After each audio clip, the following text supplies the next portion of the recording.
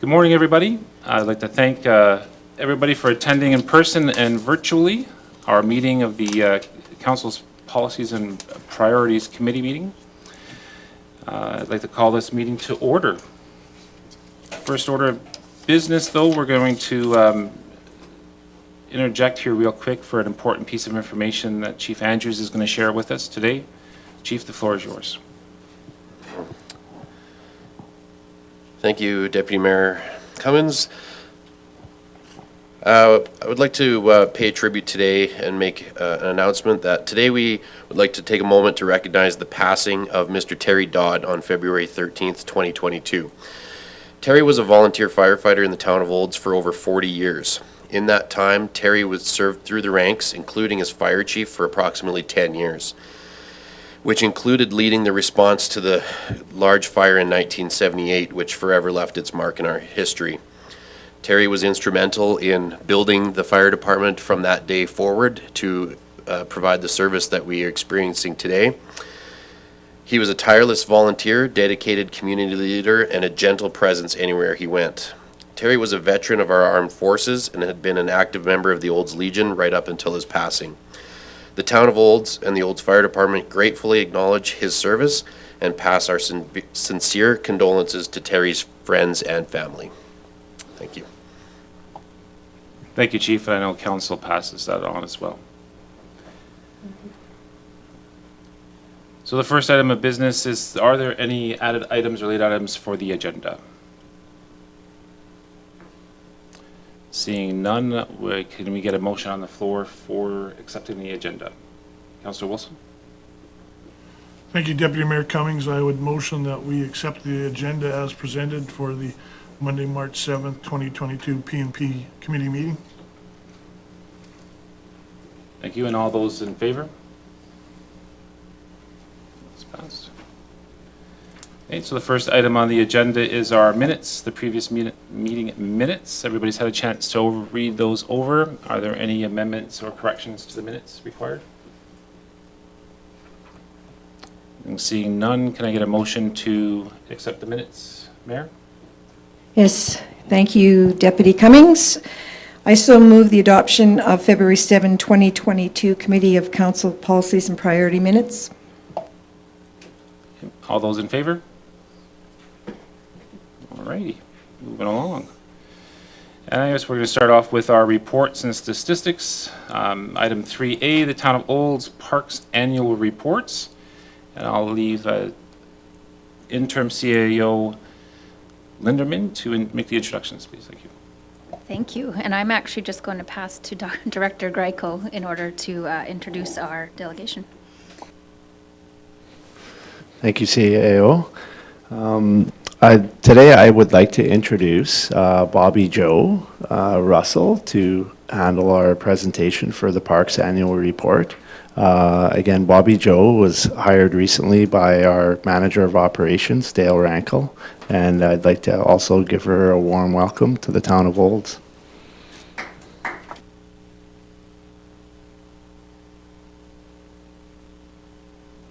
Hi there, thank you for having me today. My name is Bobby Joe Russell.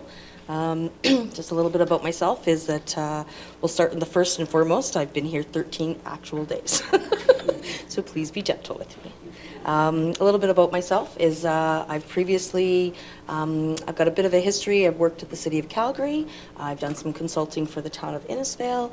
I've worked in some very large parks in Calgary, some historical parks, some Class A parks, which have a little bit of everything in them. And I'm very happy to be joining you guys. This is a really interesting and exciting chapter, and I'm happy to be here. So, again, please be gentle with me. If I don't know something, I'll do my best to get the information to you. So we'll start here with a little bit of 2021, a year in review. So we'll start with the first page if we could. And just with some of the annual planting materials, if you could back it up just one. Sorry. That's okay. As you can see here, most of these pictures here are showing that this is the annual plantings that we do throughout town. Everything from hanging baskets, downtown, container planters on Highway 27, and planting beds within various parks. The annuals are usually chosen by hardiness to the zone and the climate, and the required maintenance when watered, and minimal maintenance requirements when watered properly and maintained properly. And then we'll go on to Rotary Park. Rotary Park is a rather new established park to the town. It is utilized by all ages. There are batting cages, ball diamonds, sport fields, and horseshoe pits. In 2021, the town of Olds hosted its first annual ball tournament and anticipates more bookings in 2022. The developer maintained the space until 2021, and then the town took over and established regular maintenance in the sports fields, ball diamonds, and shrub beds. Due to COVID, many sports groups were not booking or playing as much, and we hope that in 2022 that will increase. And then on to the next one. So as you can just really quickly see with these pictures here, some of the maintenance that they do, the batting cage to the right-hand side, the before and after pictures, how they maintain the edge of the sports fields and the ball diamonds, and one of our staff, that's overseeing most of the things happening there. Okay, we'll move on to the next one. With the mowing schedule is, it's on an alternating 2-week system, and the town is divided into 4 areas. This has worked well in the past. The challenge this year will be that now that the operations center is a little bit further away on 70th Avenue, there'll be a little bit more distance for the equipment to travel to and from. With that, the considerations will be the travel time, the excess of wear on the equipment, and the fuel costs, of course, and we have some fuel costs these days. We're working on a schedule, and that would be the operations team is working on a schedule and a logistical plan with a new truck and trailer to be able to transport, so there's not so much wear and tear on the equipment itself. So you can just see through the next couple slides that these are some of the different areas that the parks that need to be mowed. I think there's 3 slides of that. So I'm still learning some of the schedule and how the mowing cycles work, so please forgive me if I don't have a little bit more information on that, but I can get that to you. And then this is some of the equipment that we use. Mulching blades, they kind of tear up the leaves and things like that in the spring or in the summertime, in the fall, so that it adds to the soil. And it's a little bit easier than having to hand rake everything and a lot less time consuming. Okay. This is, we have some benches, wooden park benches and bench projects and some signage. So in 2021, the operations staff built 10 benches for outdoor skating rinks. They were designed, built, and installed in-house by our own staff. And then when they placed them out into the parks, into the ice rinks, they froze them into the ground, creating a deterrent for theft, as well as securing them for safety. The park is also refinished. There's 14 signs in town, and in 2021, 14 of the signs were refinished in-house by the operations staff as well. They did a very excellent job of taking them down to some bare bones and putting them back together. They're very proud of their accomplishments, and we have 7 more signs to still refinish this year. Then we have some tree damages. Tree are a big part of the problem. You can scoot to the next page. Tree are a big part of the problem here. They seem to like specific trees, and they seem to like young and newly planted trees. They must be very tasty. For example, in this slide here, there's one memorial tree that has been replanted 3 times because the deer have definitely taken a liking to it. It seems to be a large tree that he seems to be liking there. So there are some others that are in the area. As well, that we have several insects and pests that the town battles. These can be minimized by some integrated pest management with systems and checks. Consistent monitoring is key in controlling some of these pests. Some of the pests noted here are some aphids, which we're all familiar with those pesky guys, some birch leaf miner, as well as some complications from some of these bugs. some of these are new to me, so you will have to forgive me if I can't answer the questions on them, but I'm definitely into researching and getting more information if you require. Which leads us into some tree removals and tree plantings. In 2021, 45 trees were removed and 97 were replanted. Some of the areas that were replanted there was 33 in the new cemetery, 16 along 68th Avenue berm, 14 in Vista Park, 2 in the Highlands, and out of 4 entrances, 3 of the town entrances were planted with a couple trees, east, west, and south entrances.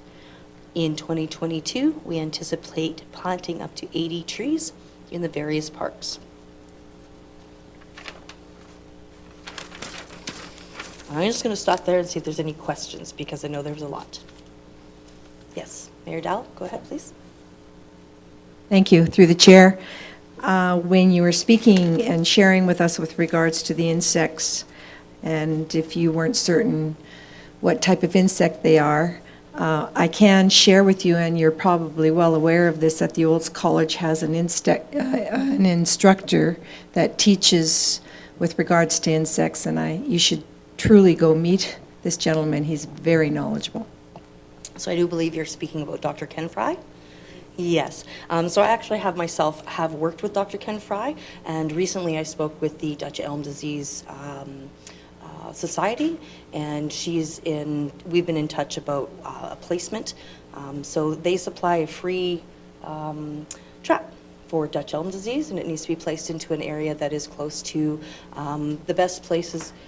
They find that a lot of the places that Dutch elm is transported is through firewood. So the best place to put this trap is to put it near a campground. And so the campground, I believe, is O.R. Hedges, correct me if I'm wrong.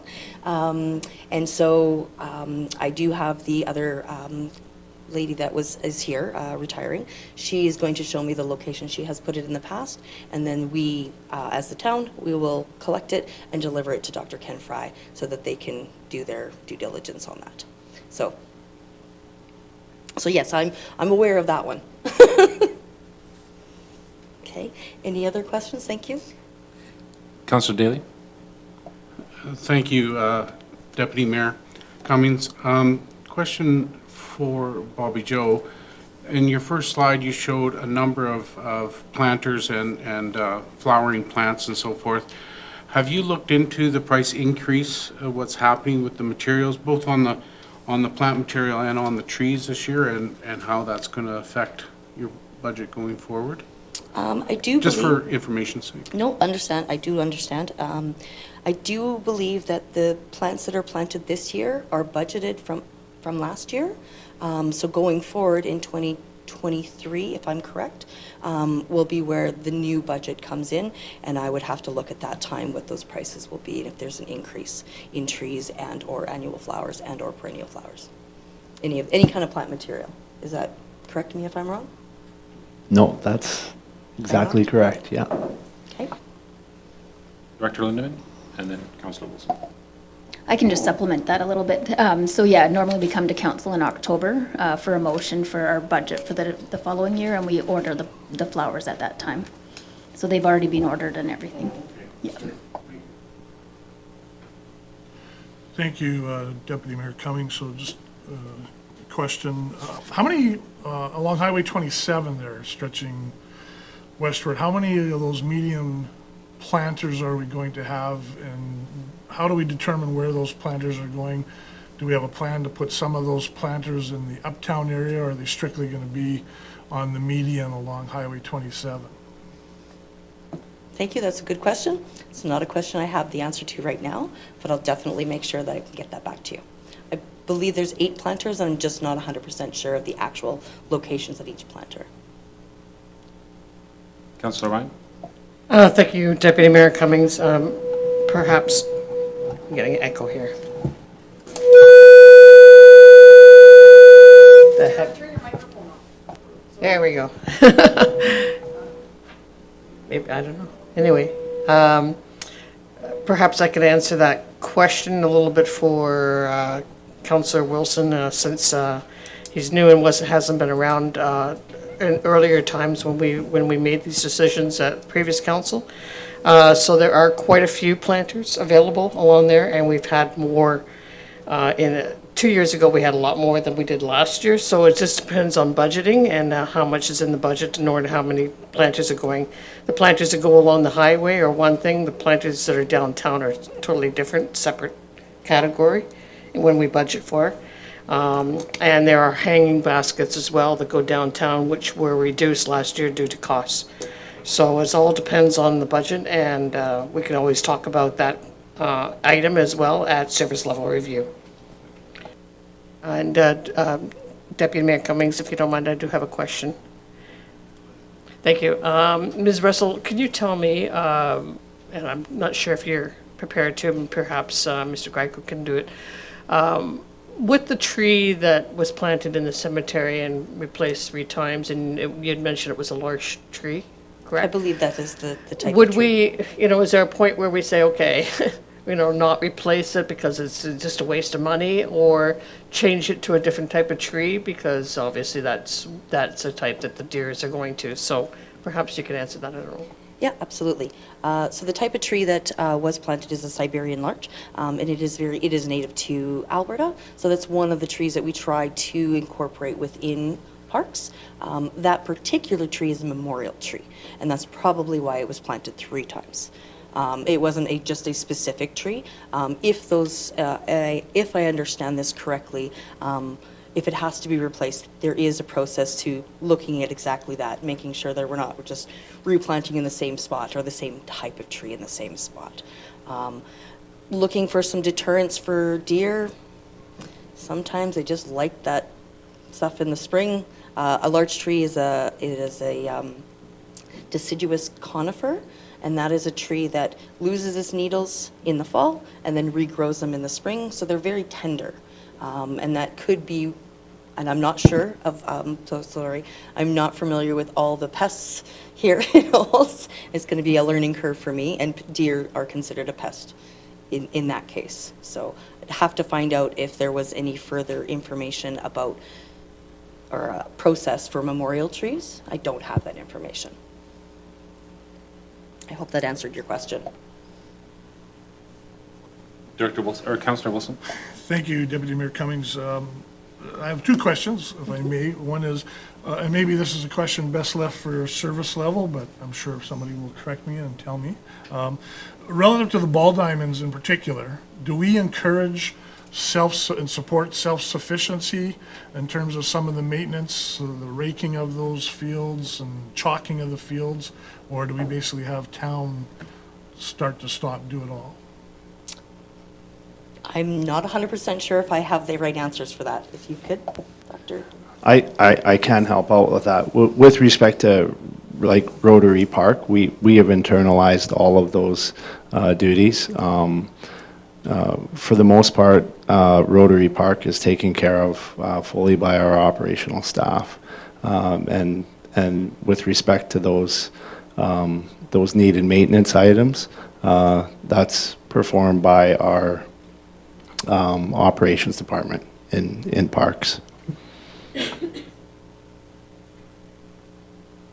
Thank you for the follow-up, and thank you, Director Greco.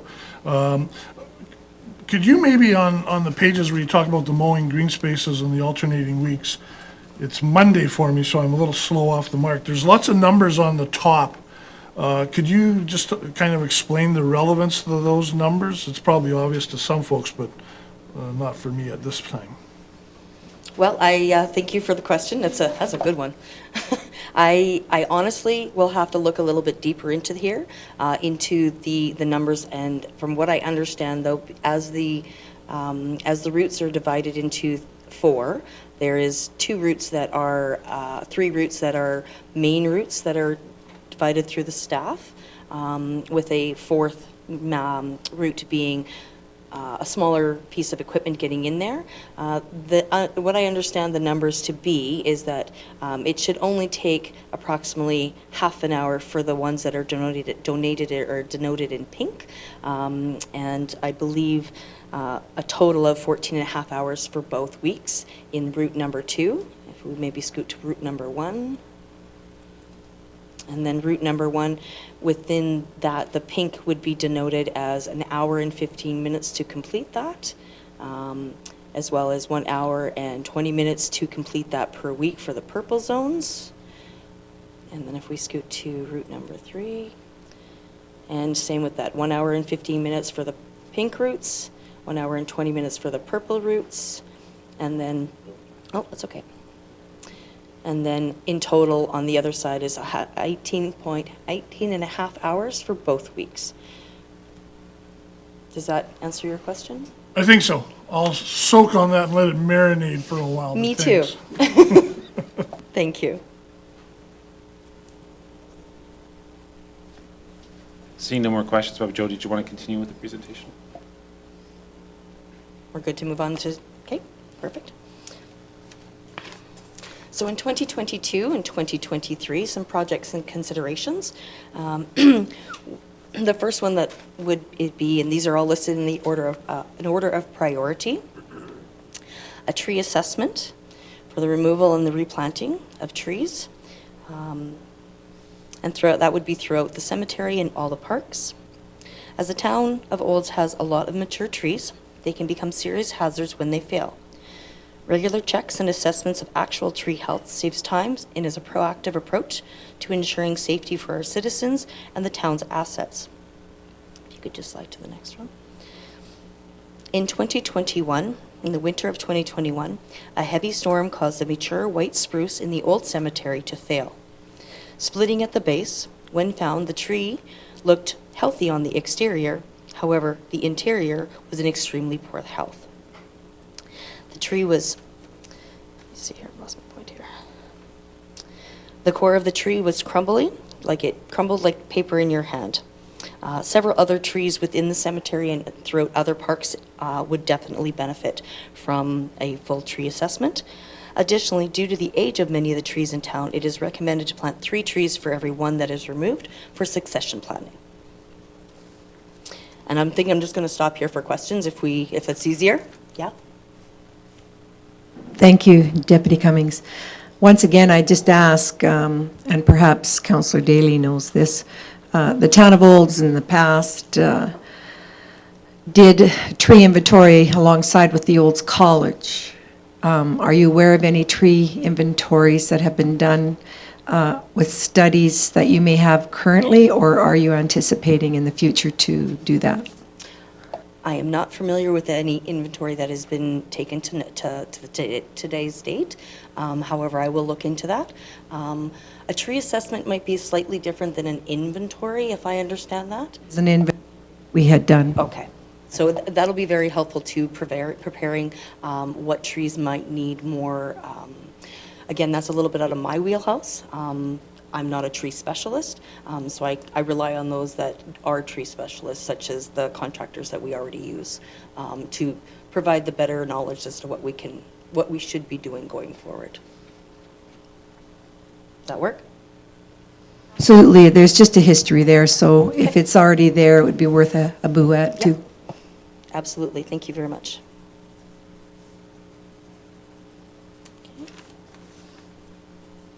Move on to the skate park. The skate park downtown, it requires some repairs for some cracks in the cement. In 2021, due to contract availability, COVID, and seasonal restraints, these repairs were not able to be completed. At this time, we are looking at short-term repairs and ongoing repairs and maintenance. Some areas will need to be updated and made more user-friendly. As you can see in some of these slides, there is some mulch in some of the areas, and they're very close to the skating area, the skate use area. We are looking at removing the mulch and infilling with cement. Additionally, removing any graffiti and completing regular inspections. And these are all something that we can do in-house with short of repairing. That would have to go back to a contractor. Any questions? Go ahead, Mayor. Through the chair to Director Gryko, would this be a project for our proposed new machine? Not this particular project, as this is more concrete repairs. To clarify the work being done at the skate park, these are, again, more short-term repairs. The skate park will, in the long run, need a more thorough plan with respect to some of the repairs that need to happen over there. So these repairs, again, are more short-term. Mary Judy, if I can just ask a clarifying question. Are you talking about the asphalt IR machine or the graffiti removal machine? No, the asphalt machine, and Mr. Director Wagstaff had his hand up, yeah. Director Exum. I also wanted to add, for council's knowledge for the new councilors, that this is a this repairs was a deferred project. It was intended to be done last summer, and due to a number of items, but a lot of them COVID-related with regards to the contractor that would come do this work, it's been deferred to this spring.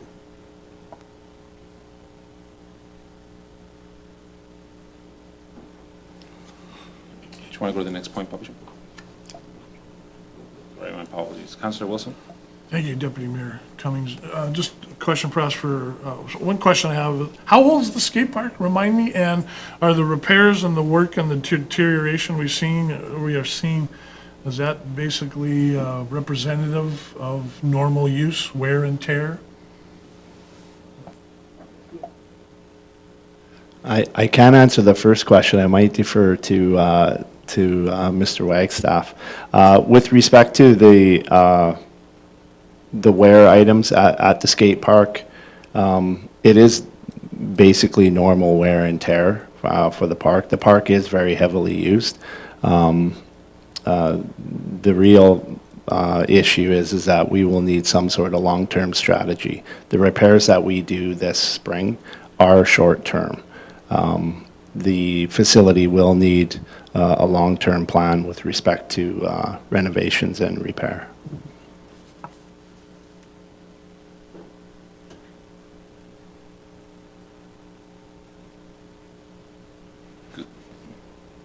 Go ahead, Director. I would have to look up the exact date, but it is more than 10 years old. But I would have to look up the exact date that it opened, but it was definitely more than 10 years ago. Thank you. Bobby Joe? Oh, Chief Andrews? Sorry, and I could just add, as far as the cracking that was occurring there, I was involved in speaking previously with looking at the graffiti removal with the dry ice machine that we had demoed last summer. And from our inspection, a lot of the cracking that's happening is freeze-thaw cycle stuff. So the small crack, gets moisture in it and then starts to spall.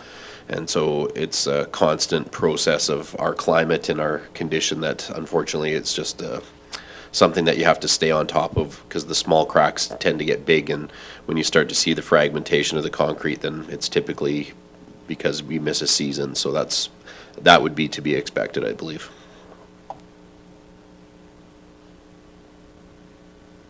So Ryan?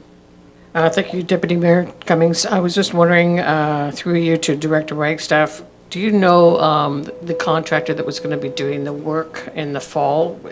Are they on board still, or do we have to send it back out again?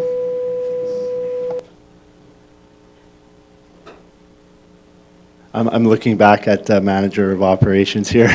The contractor is on board. We don't know the name right now, but we will look into that.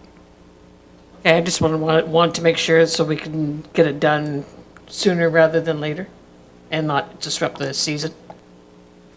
Director Wagstaff? And just to note that this contractor specializes in skateboard parks. It's not just any concrete contractor. Ms. Russell? And if I can speak to that just a little bit further, a quote has been requested. I do believe the individual that was quoted last year, he's just away at the moment, so his staff has provided a quote, just needs a little bit more clarification as to a time frame that it could be put forward.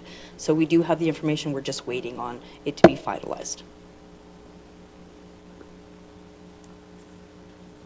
Ms. Russell, do you want to move on? Yeah, okay. Another consideration that we are looking at is a memorial pathway in Centennial Park. This would be creating a paved pathway lined on either side with memorial bricks. The pathway will lead towards the cenotaph and the picnic tables being modified by removing one seat to create an inclusive and accessible area. Additionally, adding a new shrub bed to the southwest of the pathway. As well, in the future, we may look at surrounding the gazebo with a larger area pathway, also lined with memorial bricks, which would include renovating the existing shrub bed that is around the gazebo with some refreshed shrubs, perennial plant material, and possible annuals. Questions? Director Wagstaff? Not a question, but for council, I do want to add that this is a project that was initiated by the Community Lifestyles Committee as part of their legacy program.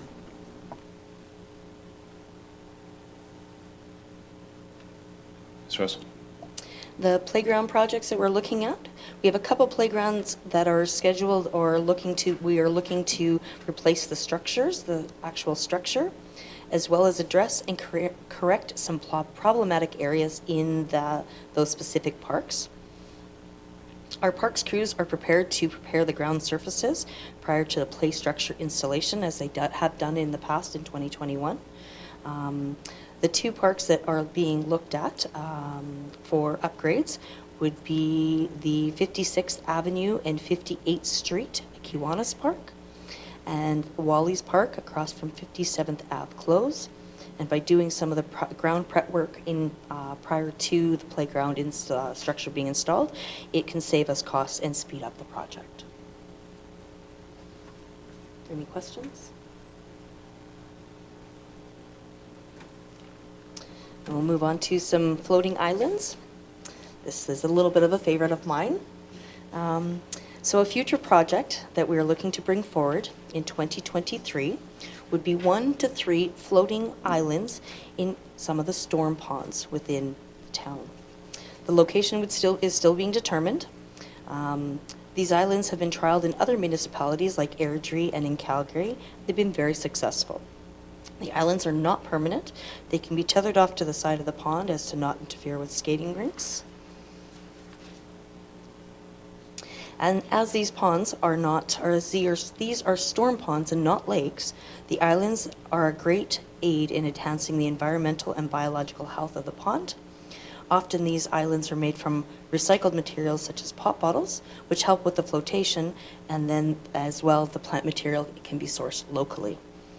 These islands overall improve the ecosystem, inviting insects and migratory nesting birds. And I will just point out in the slide here, you have a blue heron in the top, and you have some multiple Canadian geese at the bottom. These are actually, I live in Airdrie, and so these are actually a pond. This was the very first pilot project that Airdrie did, was they put them into a pond in one of their areas. And within a year, not even that, we had all kinds of wildlife in them. And we had, the following year, we actually had babies. So we had little Canadian geese running around the pond. So they do add a lot of extra excitement. And as you can see on the right-hand picture, this is the establishment of the root growth at the bottom. You want to switch to the next page? Any questions? Actually, Mr. Russell, I do have a question about this project. So will these ponds aid in the reduction of our reliance on chemical algae control in the storm ponds? I'm not an expert on exactly how much and what they will do, but they do aid in reducing some of the chemicals that are found in there.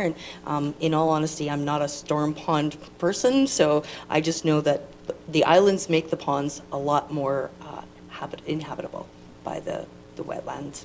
Yes. I don't want to sound like a broken record, but again, the botanical gardens at the Olds College uses a lot of that same format that you're sharing with us. There's education there as well. Yes, absolutely. Thank you. Councilor Ryan? Thank you, Deputy Mayor Cummings. And just a further comment with regards to that. I know that that Jillian had spoken with the college and had been, the last presentation we had with regards to the floating islands, she had talked about what's going on over at the college, so there's a connection there that's already been made, so hopefully we can go further along with that. And also, this would be something that we had talked to. It does reduce the amount of chemicals further of your question from what the presentation was last time. So it does have some benefits, not just to attract. Absolutely. Yeah, so I think it's a good idea, and again, something else we'll have to bring up at service level review. Thank you. Councillor Wilson? Thank you, Deputy Mayor Cummings. So just to further on that point, I know like on Winter Lake, you get quite a buildup, for lack of a better word, I will refer to it as the scum and so on building up on the shoreline. So are we injecting, as part of our regular preemptive maintenance, we inject chemicals to try and resolve that, or how do we manage that kind of debris building up along the shoreline? That's a really good question, and I don't actually have the answer to that. That's a wastewater and storm pond management is not under my wheelhouse, not something that I could possibly answer. That would have to be, perhaps Director Gico could get that information through our operations manager, Dale Michael. Director Lindeman?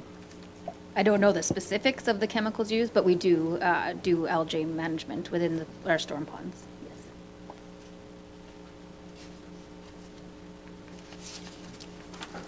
And on to wildflowers here.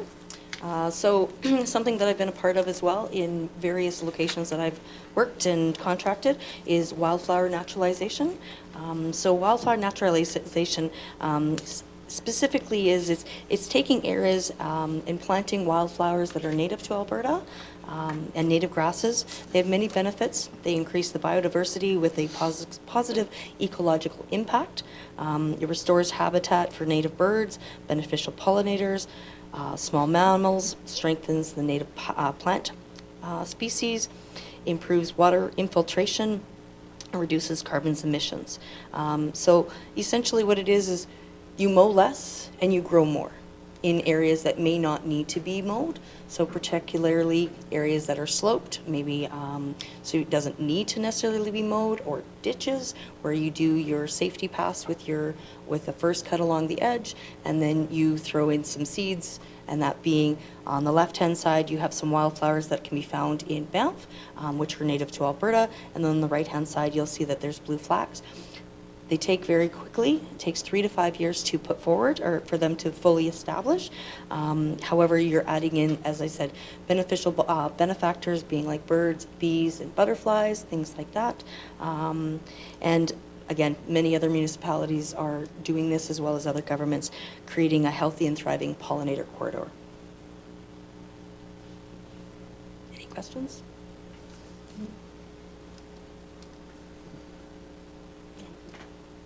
Thank you very much. I really appreciate the opportunity and your patience with some of my answers. Thank you again. No, thank you, Ms. Russell. It was a great first stab at council presentation. So All right, we look thank forward you. to hearing some of the answers that came up, or the answers to some of the questions that came up in the meeting today. Definitely. Mayor Judy? Would you like a motion, Mr. Chair? Thank you. I move the Town of Old's Parks and Annual Report for information. Thank you very much. All those in favor?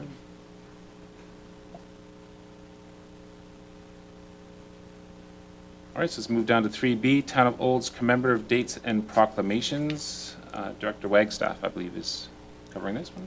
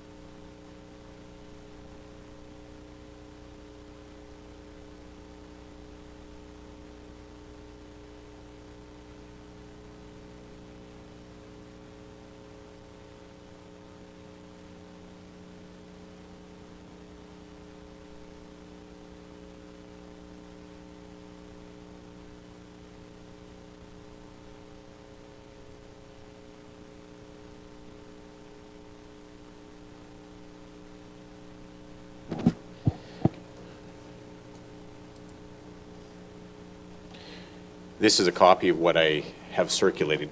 Today, I wanted to initiate a bit of a dialogue with council to have the beginning stages of discussing what internal proclamations does council desire. And we're going to return back to have a further discussion, either at another P&P or a future council meeting, or even in level of service. So this is the start to that process.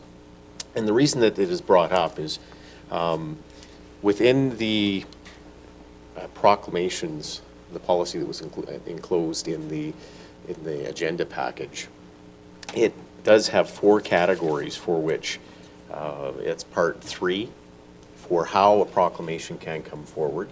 It's quite clear on the fact that if there is a community group that comes forward that takes ownership and champions that proclamation, or a citizen of Olds comes forward to ask for council's consideration, where they would forward, lead, and champion that. But under 3D, where it is talking about internal to our corporation, that it is one that we've initiated, what we would like to do with council is come to a point when we annually have a point in time when council and administration can formalize those so that we know what's coming. Of course, there will always be new and emergent ones that might happen, but what we want to avoid is to have something emerge that isn't truly emergent, that it's an annual sort of an event, and it's one that, for whatever reason, whether a staff member or a councillor comes forward and says, this would be a great idea, why don't we do it? Because they're doing it in another municipality, or they saw it done at a conference, or they had just come back from some professional development. And what happens there is then we end up with a bit of a dog's breakfast, so to speak, as to what ends up being recognized and what does not. And what we would like to have is more of a strategic discussion about what are the things that internally we're going to recognize, why are we going to recognize them, what is their connected significance to our long-term strategy and our relationships in what we're doing with community development and community services, and our relationship with the community itself. And put a little bit more criteria, if it's not around the policy itself under 3D, a little bit more criteria about how and why we select our internal proclamations. The other part that have a discussion with council on is currently our process, once a proclamation is completed, again, the consistency for what we do with a proclamation so that we meet the expectations of council and the public to what happens with our proclamations.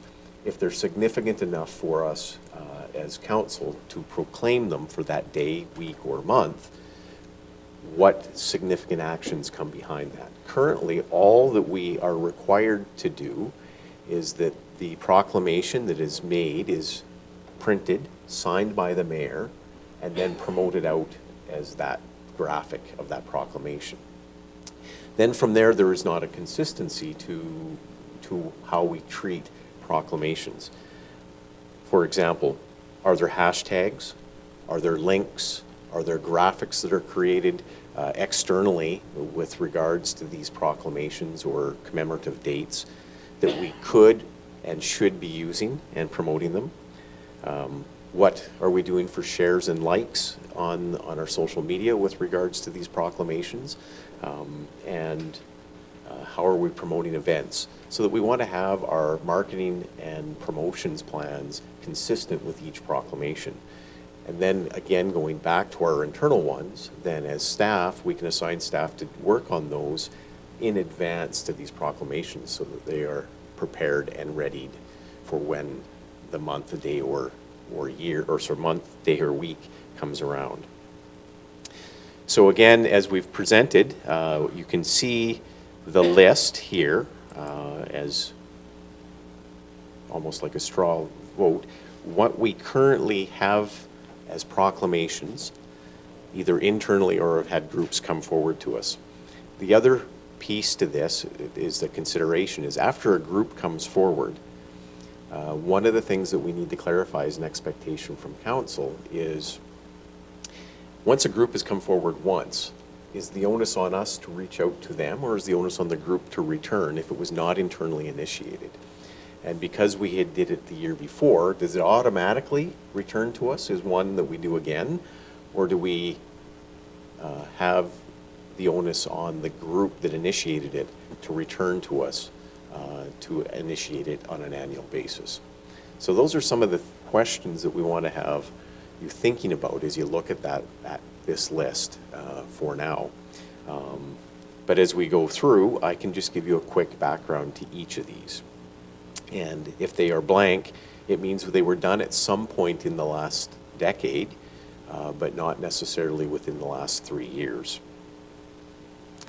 So Black History Month, and these are in chronological order per how we have had them in the past. Yes, Mayor Dahl. Go ahead, Mayor. Very much. I believe a good example would be, why would the town of Olds have International Women's Day on March 8th and the government on March 14th? The federal government, if the federal government's already recognized it, do we really need to recognize it, and should we not be sync in the same date? So the dates on here may have varied depending from year to year, because sometimes they are day-oriented. I'll use Green Shirt Day as an example. That is the 7th of April, regardless of the change in the calendar, as compared to other days might shift the actual date based on the calendar. Do not believe the federal government shifts the dates, though they typically keep their dates the same, but that's just an example. I'll just interject in there. I know that the federal government does say the third Thursday of this month, the second Monday of this month, or something like that for some of these proclamations, so it does change the actual number of the week from time to time. But I don't know if we need to go through the entire list, Director Wagstaff, to identify each one. I think we get the gist of the presentation on that one.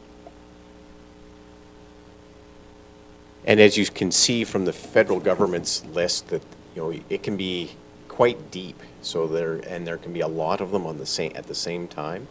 So that's why we would like to have that conversation with council as to what are the ones the town council would like to see internally initiated. Director Wagstaff, I do have a question. So just on a policy and procedures issue, so we have a policy. Do we then follow up with procedural documents to clarify the process in which we deal with a policy or a policy issue? We do, where they exist, and there isn't one currently with this particular policy. That's the way I see this, this leading, is that you're asking us to entertain the idea of making a procedural document based on policy 114C's 3D issue, making a list of ones that we're going to agree to do each year, as well as a procedure on how to distribute the proclamation once we've agreed to make the proclamation or we've made the proclamation. Does that sound correct to what you're saying or asking?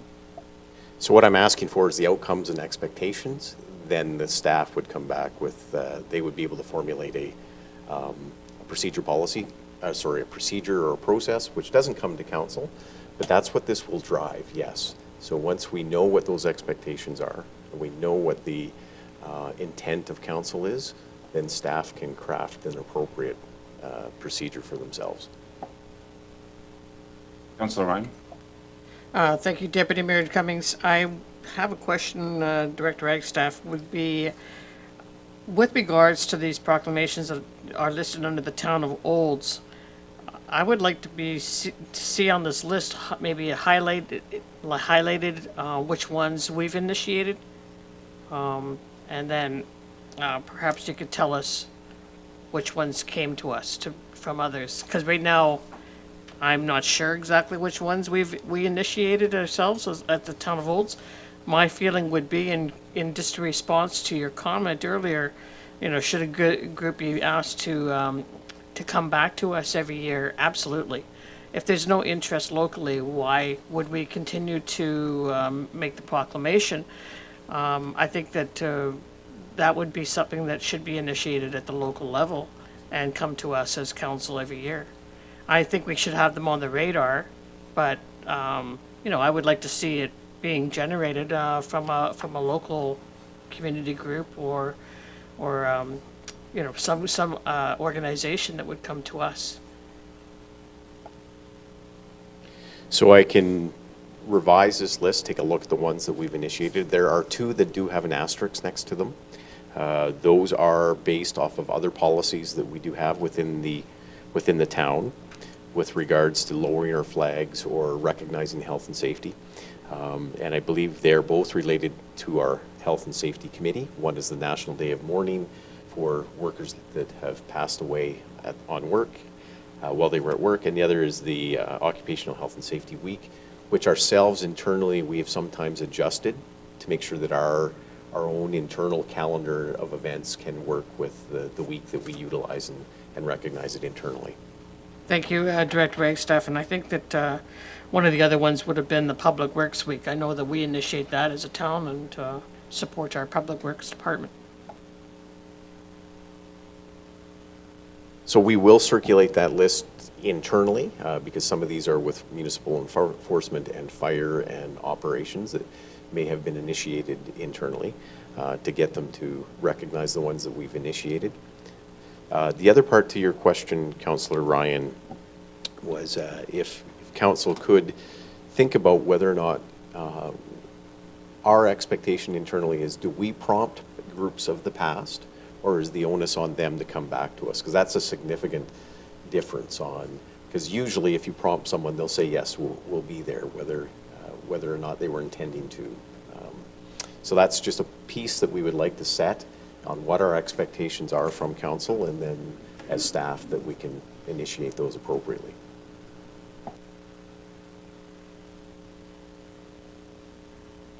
Director Daly, did I see your hand up earlier? Did I see your hand up earlier, Director Daly? Or Councillor Daly? Sorry. Oh, okay.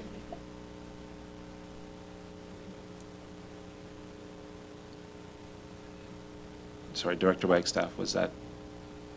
It was to introduce this to you today so you could begin to have that thought process. It wasn't designed to get deep into it. It was to initiate it, knowing that we're going to have these conversations at a number of different levels, one of them being because they are service level related as well. So it will come back in the conversations over the next 3 months. Thank you, Director Wagstaff. So if there's no further questions, can I see a motion to accept for information? Sarwine? Thank you, Deputy Mayor Cummings. I would like to, hang on a second, just get my information. I'd like to accept the report presented by Director Wagstaff on the commemorative dates and proclamations as information, and ask for administration to bring it back to either a future P&P or a future council meeting. I think I would like to also see that list and highlight which ones are generated by the town so that we have a better understanding going forward as to which ones we have initiated. Thank you.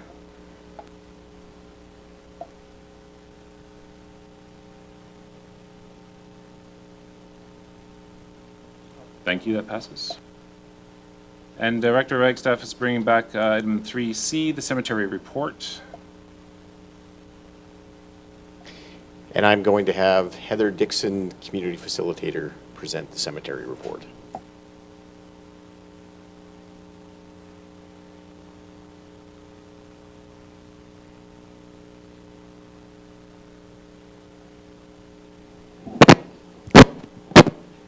Good morning. I feel like I'm here regularly lately to see all your lovely shining faces. So today I'm bringing a report to you about our cemetery. A few things just to point out that on Catherine Doyle's leave from us, I took this over into my portfolio. So I've just been doing the cemetery since January, the end of January of this year. So I've been learning a lot.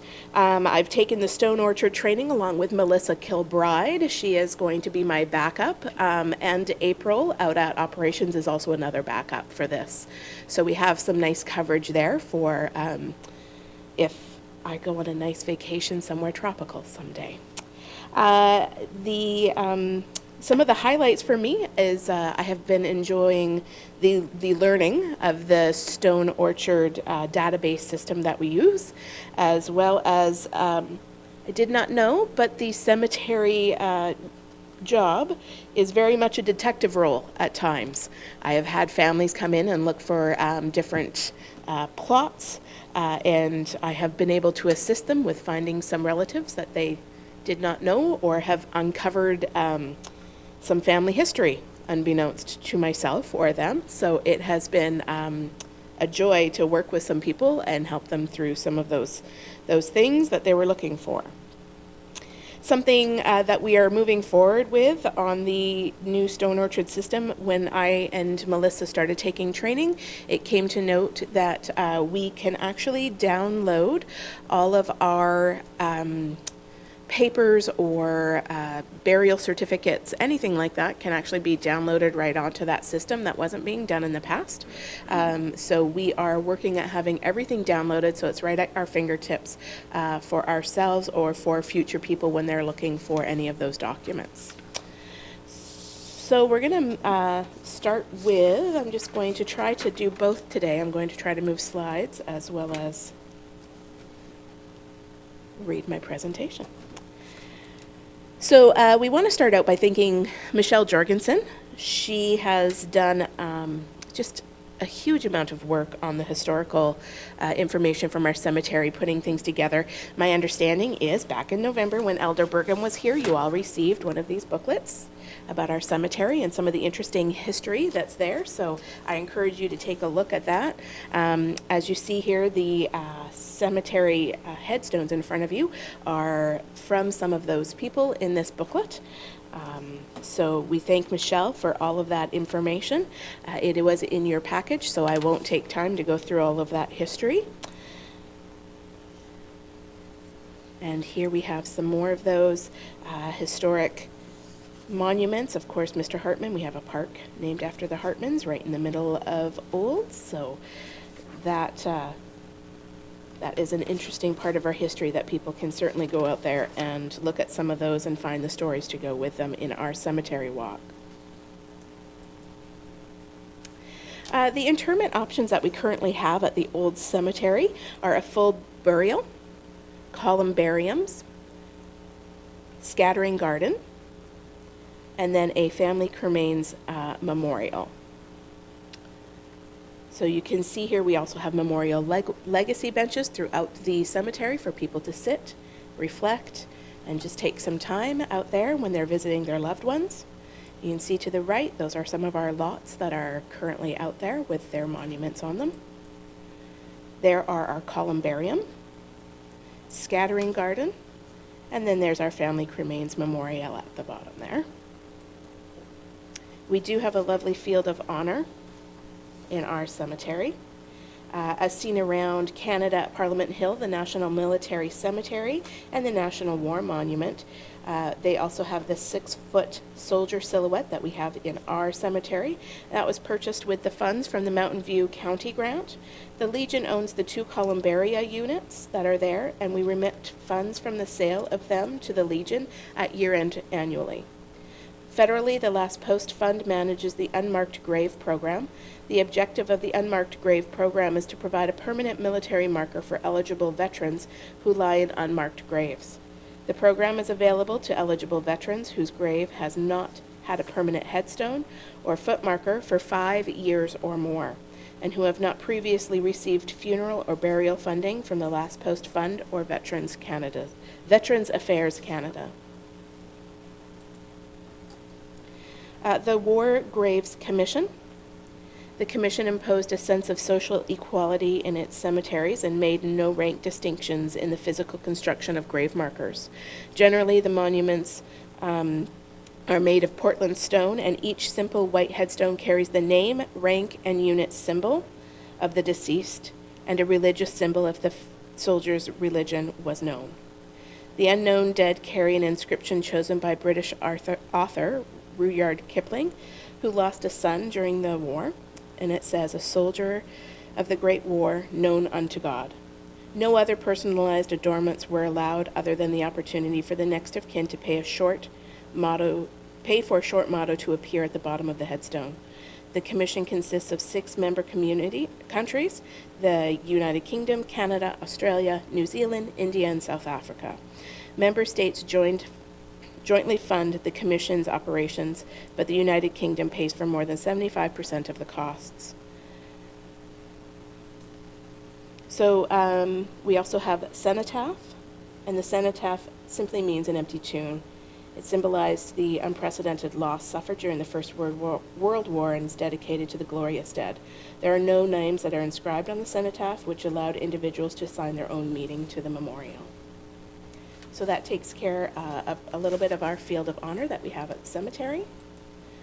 Next, a recommendation from the business plan that we have for the cemetery was around marketing, and a cemetery brochure was developed and distributed to local funeral homes. We have that available here also for community members that are looking for that. So there you can see just what that looks like, and includes our, obviously, bylaws, rate review, Stone Orchard, and says parking lot. I had some help on this from Catherine, so I'm not sure exactly what parking lot meant, so apologies. Here's our cemetery expansion program, and I have gone out to the cemetery many times in the last month, and this new area is I think it's quite beautiful. I was out there the other day, it was very quiet, and you can see the mountains currently from that area. So this is an expansion of a 2-acre section in the new part of the cemetery, and it commenced in 2017. High water tables mean that double depth burials are not possible here, so drainage issues in that area were addressed. Additional work does need to be done in regards to drainage in that area. The existing road was extended to provide an additional route in and out of this section, in particular for oversized funeral coaches, an area for a central feature, as well as designated space for future columbaria as needed. A welcome addition in the area was the construction of the gazebo. You can see that from Highway 2A when you're entering Olds from the south end. And this gazebo can be obviously used for a variety of functions. The local IODE contributed funds for the construction and installation of a bench surrounding the central feature. And I'm just going to... There you can see some of our water drainage issues that we're currently working with out there. To the left is the Memorial Forest Central feature in the summer. It does not look like that right now. But those benches are there indeed for people to be able to sit and just take some time, and there is our gazebo. There is the ongoing master plan there. So this is a plan for the next 100 years to be developed in phases. A large degree of phase 1, as outlined in yellow, has been completed, although additional lots will be needed as indicated in section F of phase 1. That's just down there kind of at the bottom of the yellow area. Of more importance, obviously, as I said before, is dealing with the drainage of the storm ponds in phase 2. Phase 2 is pink.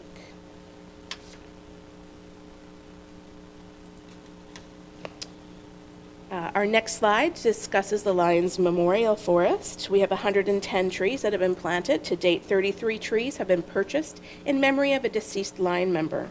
Lions Club in Olds administers the program and forwards purchase details to the town. This info is posted on the cemetery page of the town website for easy access to all community members.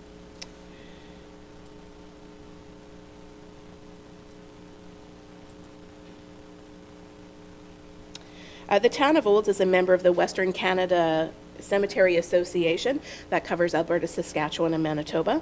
There's an annual conference, networking opportunities, professional development as well. The board offers a $4,000 scholarship to attend an annual International Cemetery, Cremation, and Funeral Association University. And Catherine was awarded that scholarship and went to Memphis in 2017 to take that training.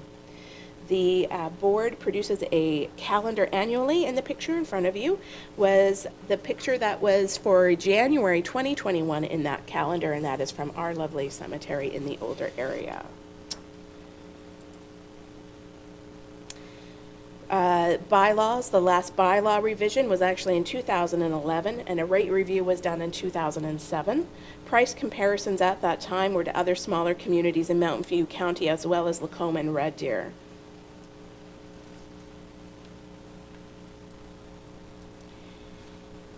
It is said that it takes a village to raise a child. It also takes a team to operate a cemetery. We are fortunate to have such a team that takes great pride and care in the work that they do. Public Works can always be counted on for their accuracy and efficiency in the digging of the graves. Park staff are the people who work so hard to ensure that our community always looks beautiful and deal with cremated remains interments. The administrative staff handle the processing of payments. All of these people go above and beyond to ensure that a family cemetery experience is as seamless as possible, and we are fortunate to have such a dedicated team working together. And that brings me to the end of the cemetery presentation.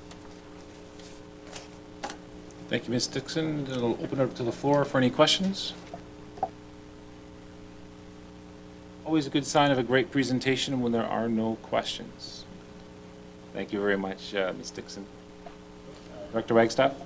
If I may make a comment, just also in summary, to thank Ms. Dixon for her presentation today, but also just as an interest point for council and the public over about the last 10 years since a major business plan was done for the cemetery, which was a 100-year plan.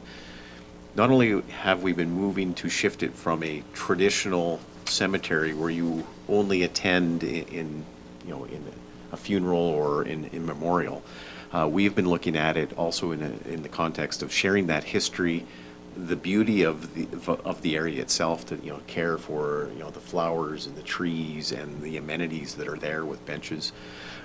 The fact that the cemetery can also be a place of relaxation and solitude, as well as history, heritage, and that approach that it's a memorial park, that thought process has been what's been guiding us in the implementation of our new, the new part of the cemetery, so that people would be attracted to come out in solitude. It is still a cemetery, to respect that, but it could be a park for them to bring through, walk through, visit, and also take in the history of that for it.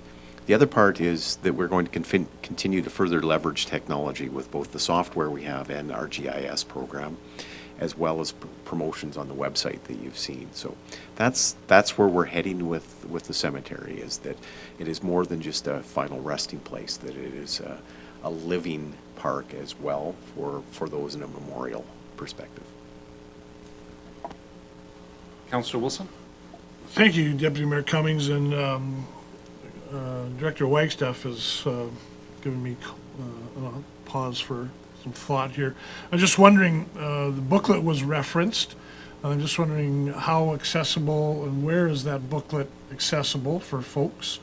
And two, to Director Wagstaff's point, do we have on site at the cemetery a repository of a one-page document that people could access, talking of the significance and the historical aspects of the cemetery, kind of like along the lines of a walking tour type thing?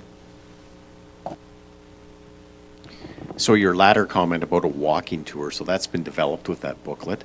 The next stage is to take some of that, and as you've seen on our website over the last couple of years, where we introduced a walking tour of the sculptures, we introduced a walking tour of the amenities within our park system for playgrounds. This summer's project, we hope to assign to some staff to be able to do that with the cemetery. That was in the plans. With regards to the booklet, I would have to go look. I will follow up and see where and how it is accessible, and we'll let both the public and the council know that as far as the booklet goes. Thank you.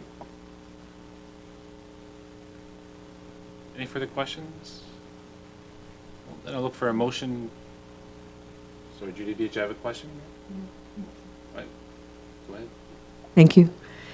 I so move the Town of Old cemetery report for information. All those in favor?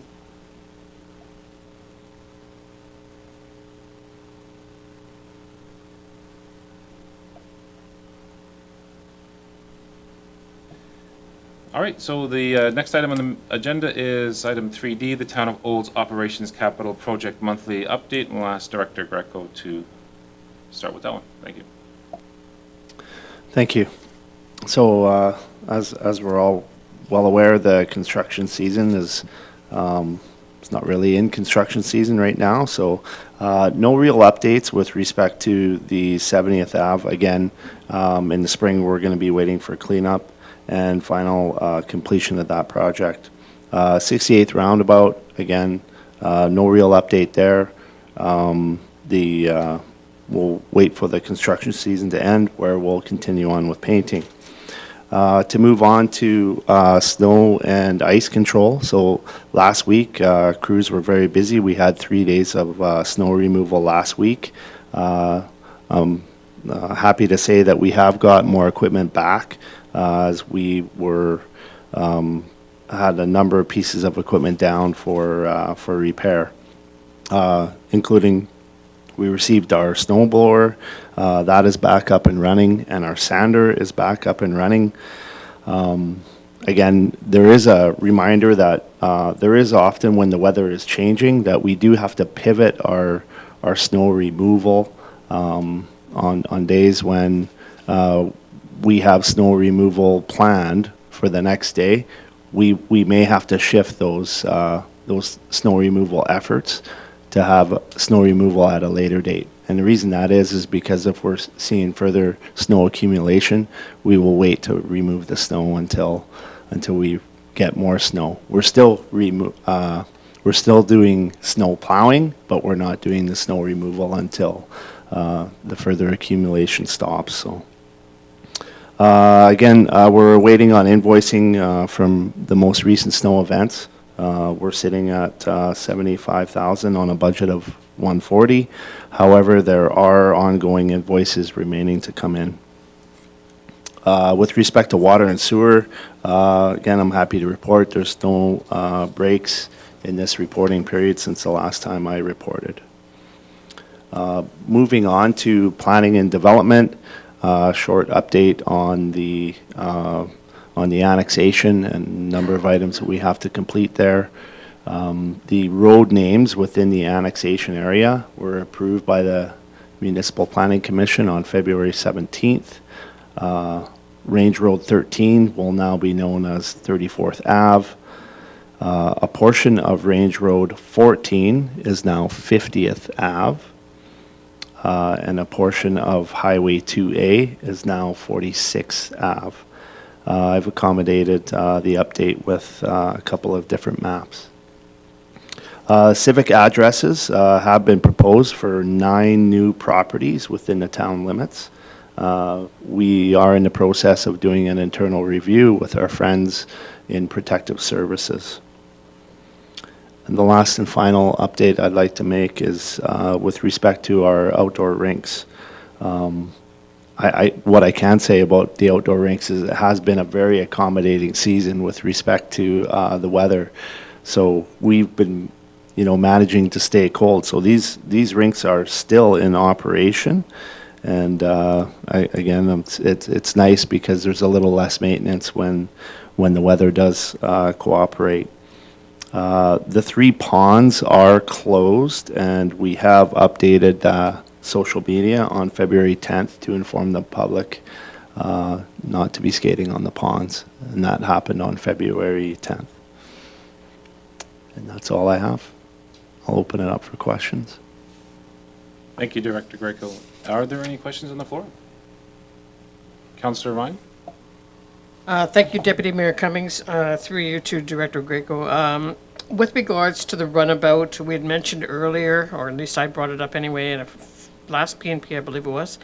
With regards to the speed over there, have we had any conversation with Alberta Transportation, or has your department looked at the speed? Because you go through the roundabout, you're doing 50, and then you come into town, and then it goes up to 80, then you're going back down to 50 in such a very short period of time, and it just doesn't seem like it's, makes any sense to me.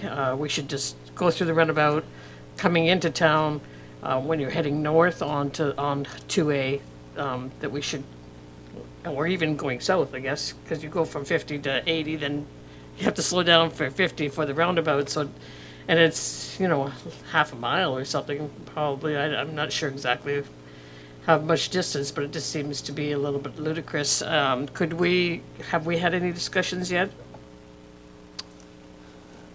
We haven't had discussions with Alberta Transportation with respect to those, what I would call transition zones, but we will schedule those in the very near future. One of the things with the roundabout is the transition zones when, during the construction project, again, I'm coming in at the end of the project, the speeds were evaluated before the roundabout was put in. When it comes to any changing of the speed limits, I do know that we do have to reach out to Alberta Transportation before we're to change those. So that's something that we will evaluate, and I can return with further information with respect to that. Okay, thank you very much, and yeah, absolutely, we have to check with Alberta Transportation. That is a highway corridor, so thank you. I would like to find out what they have to say about that, because it just seems a little bit weird to slow down or to speed up for such a short distance, and it just makes sense to keep it all at one speed. Councillor Wilson? Thank you, Deputy Mayor Cummings. Just one item along those lines of the roundabout, just for awareness. I have had a couple of cyclists mention me some concerns, some safety concerns relative to the uneven surfaces on the roundabout. I haven't taken my 3-speed out there yet. I will once the spring comes to check things out. But yeah, just an awareness that some avid cyclists have mentioned something to do with the uneven surfaces and perhaps a little bit of a safety issue there. So I just mentioned that. And I just wanted to reaffirm with Director Greco relative to the snow removal in a previous discussion. We're now coordinating our solid waste removal and the bins with our scheduling of plowing of the streets and so on. Yeah, so two-part question. With respect to the roundabout, what we will do is when I do reach out to Alberta Transportation, that is something I can take a look at and see if there's any relevancy with respect to the uneven surfaces. I do know that if there are any uneven surfaces that we have not completed final sign off on that project, so those would be addressed at that time, where we would take our project manager through any sort of deficiencies with respect to the roundabout. With respect to the question around coordinating our snow removal around those dates, all those dates are set up in our system. It is very, very difficult to coordinate basically our solid waste removal days, given the weather. We just, it's really tough, because if we have a major snow event and we have snow removal, we are reliant on the citizens to remove their bin. Sometimes what happens is residents will, if we're in a snow removal stage where we have to send out resources, we just encourage the community members to make sure that we bring our bins back in to make it more accommodating for snow removal. I don't know if that answers your question. Thank you, Director Greco, and it does a bit, but it does obviously present a challenge. And again, when we had this discussion a couple of weeks ago, it was based on feedback from some residents, I believe, in the Vistas area, where the snow removal was scheduled for the same day as their solid waste pickup. And for those folks that are home all the time and can move the bucket out and then move the bucket in, that's fine. But for those that leave in the morning, wheel their bucket out, and don't get home until, sometime 4 or 5 in the afternoon, it can present a challenge for the snow removal crews as far as having to navigate around. And then you're left with, somebody pushing the bucket up onto the sidewalk and creating then a little bit of an obstacle on the sidewalk, so. Director Greco? Yeah, and what I did want to comment is all of our solid waste removal dates are set ahead of schedule, and it's the schedule of the snow removal that is very difficult to put at parity with solid waste removal. But we will take our best efforts forward and try to make sure that they don't line up. Councillor Ryan? Thank you, Deputy Mayor Cummings. I'm going to echo the concerns of Councillor Wilson. You know, those are set in stone. Those when we put our buckets out, those are set. Everybody knows what they are. I think that you know, if we were doing snow removal during a snow plowing, that would be one thing. You know, you can't predict the weather, and if you have a big snowstorm, then yeah, you've got to be out there plowing. But when we're scheduling snow removal, I think it behooves us to make sure that we are scheduling it around the waste removal, because Councillor Wilson does have a very good point. There are a lot of people in this community that do not work here. They go out of town, and so they put their buckets out in the morning and they bring them back when they come in to town at the end of the day. So for us to rely on our citizens to do that, just for snow removal, then I think that that doesn't really make sense. I think it's an onus that we can't really put on our citizens. I think we really need to spend a little bit of time when we do the snow removal. That can be scheduled. You know, you can schedule, if in the Vistas, for example, the pickup is on Friday. If you want to do snow removal, you can schedule it for the Thursday. It doesn't take rocket science to you know, set the schedule. So I think we really need to make sure that we're doing that, and not just saying, well, we'll try our best. I think we really should be doing it. Anyway. Thank you. I'd like to add to that too. And I'm not too sure because I haven't sat through a service level review or not. Is this something that we can say in the service level review, this shall be the service level, and make that in stone during an event like that? I don't know. I can open that to anybody who might have an answer. Director Lindeman? I don't see that it's directly a service level, as there's no difference in costing, but it is something we'll definitely talk to our operations manager about and come back to council with. Thank you. Interim CAO, sorry. Director or Councillor Wilson? Thank you, Deputy Mayor Cummings. And I just want to clarify my other question, back and forth here to the roundabout, and I mentioned cyclist concerns with the uneven pavement. I would just like to add to that, the other concern may have also expressed was just around the width of that roundabout when you get the big, large semis coming in and you're a cyclist there trying to navigate that roundabout.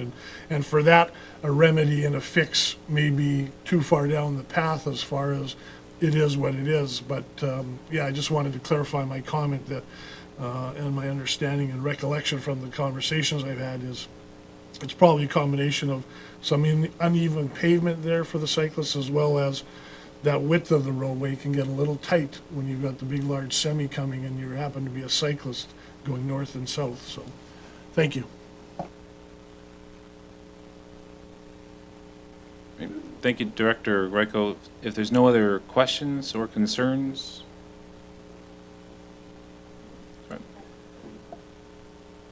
Councillor Ryan?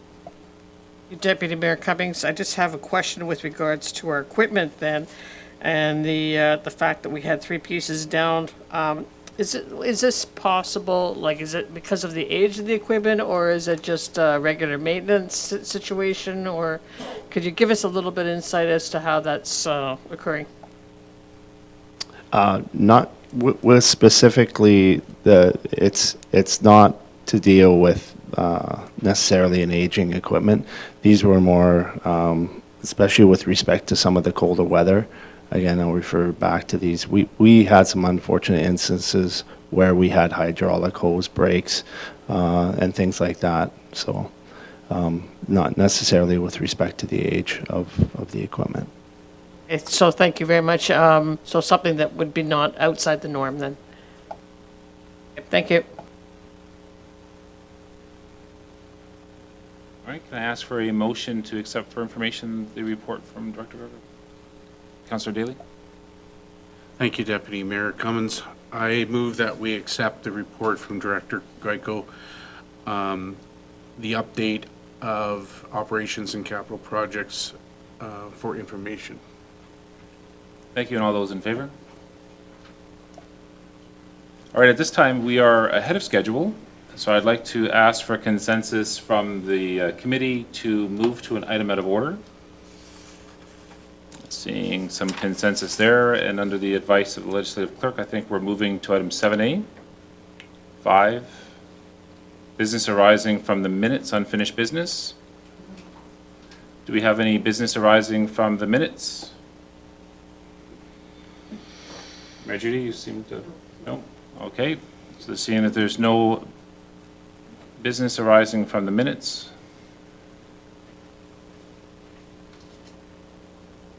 I'm going to ask the legislative clerk, are we then jumping to 6, then 7? Okay, and then 6, bylaws. I believe there are none being brought forward. And then now we can do 7, the new business. 7A is Alberta Municipalities Convention Transit Resolution. And I believe that Ms. Kelly Lloyd is going to be presenting that.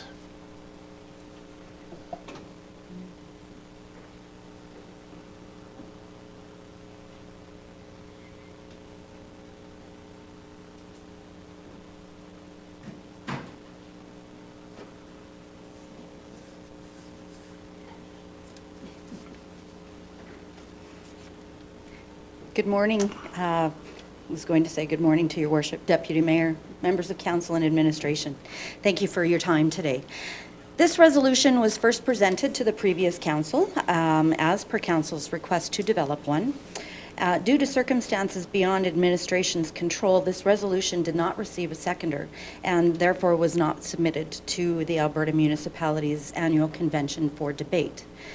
Now, subsequently, it has been asked to bring this one forward one more time at this particular point, and it's been updated to reflect the most recent announcement from the federal government as of January 2022 with regards to the new transit fund. Now, this also surrounds an ask. The resolution basically is surrounds the ask for operating dollars. Municipalities have the ability to apply for capital dollars for projects, but also what needs to come along with it is operating dollars, and that just doesn't seem to quite come as naturally. Given the new January 2022 announcement, there is some operating dollars that are offered through the Zero Admission Transit Fund and the Active Transportation Fund. So it is very welcomed, but it is a very small amount. And the funding is limited to specific items. So the resolution basically speaks to an ask to Alberta municipalities to advocate to the provincial government to ask for some operating dollars within some of this rural transit fund that is operated by the federal government. So for this to move forward, and as Alberta municipalities membership is of elected officials, and their role in the Alberta municipalities is to advocate for the membership municipalities, and for this to move forward, council will need to seek a seconder in a municipality to make this move forward. It is a change that Alberta municipalities has made in the last couple of years with regards to resolution submission. And once a seconder is obtained, then both councils need to provide a resolution to Alberta municipalities with the submission, and the deadline for it will be May 31. So we're a little bit ahead on this, and you know, if there's any more work that needs to be done on it, now is the time. And I just want to leave with the last sentence of the resolution, or my last paragraph. In order to become part of the transit solution, while small to medium-sized municipalities have the opportunity to apply for capital funding, the operational funding mechanism is the greatest barrier to overcome. Including municipalities in the development of this fund is imperative, and all municipalities should have a voice in the creation of programs that can complement local solutions. And that's the base of my presentation, and I welcome any questions. Thank you, Kelly. Any questions from the floor? Councillor Ryan? Thank you, Deputy Mayor Cummings, through you to Ms. Lloyd. Thank you very much for presenting this. Ms. Lloyd, I do like the information in the background that you provided on page 99 and going forward to 101. One of the things when this resolution was discussed initially was the fact that, yes, there's capital grants that you can apply to, but the problem is that a lot of the, communities that are receiving the capital funding are the big municipalities, not the small ones like Town of Olds. And so I think that needs to continue to be part of this. I know I agree with you with the operating, because I think I really appreciate the fact that you did that research and came forward with that. But I do think we do need to have in there a be it resolved portion that addresses the capital, that says something along the lines of encourages the province to and the federal government to basically look outside the major centers, because a lot of the capital funding for transportation is actually going to those major centers and not to the smaller rural communities where it's needed. I mean, there is a need here, not just here in Town of Olds, but in all rural communities. And I do believe that should still be part of the resolution, and I do think we can get a seconder. I know that in talking to a few mayors around even Mountain View County, there was interest, so I think that wouldn't be a problem going forward, and I'm sure Mayor Dahl will champion that cause to try to get us a seconder for this. But thank you, I really appreciate all that background, Kelly. And through the chair, if I may, yes, thank you, and duly noted your comments for clause. Thank you. Mayor Dahl? My apologies, I stepped out when you came up. I thought we were going to take a little recess, but anyways. So I would understand that council, your changes were all highlighted in red. Good, because I did read this a couple times and I was very happy with the changes and the additions to this. And point well taken by Councillor Heather, because it is a fact. However, speaking, I hear some small little communities getting a lot of items lately going Bowden area, so you never know what'll happen.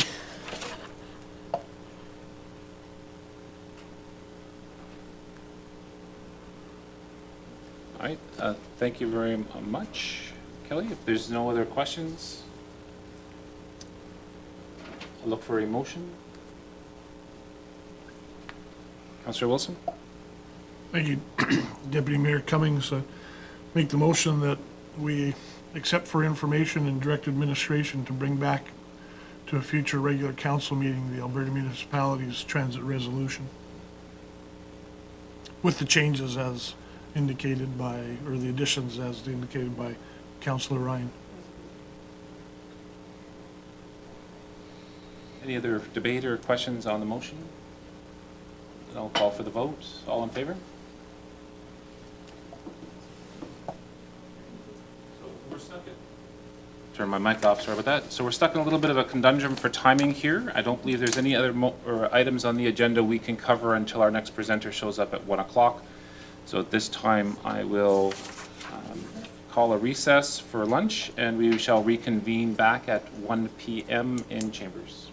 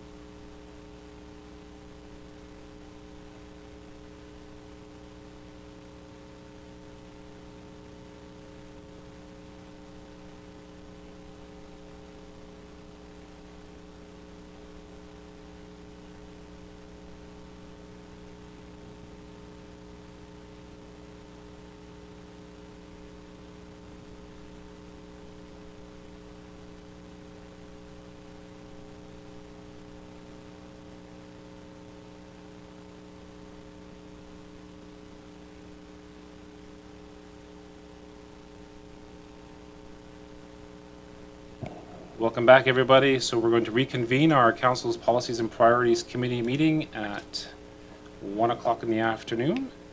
And first up, we have a delegation from the Olds High School UNESCO program, Bev Toes.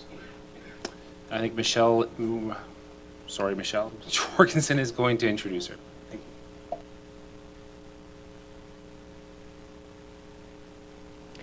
Good afternoon, Deputy Mayor Cummings, Your Worship, Council, everyone here today. It's an honor to be here today to introduce Bev Tabes. She's the coordinator for the UNESCO program at the Olds High School, and we're so honored to have her here today to share about the fantastic things that they've been doing over at the high school over the many years that they have been a UNESCO recognized school. And we're looking forward to future collaborative work with the high school now that we are officially welcoming an inclusive designated community as well. So without further ado, Bev?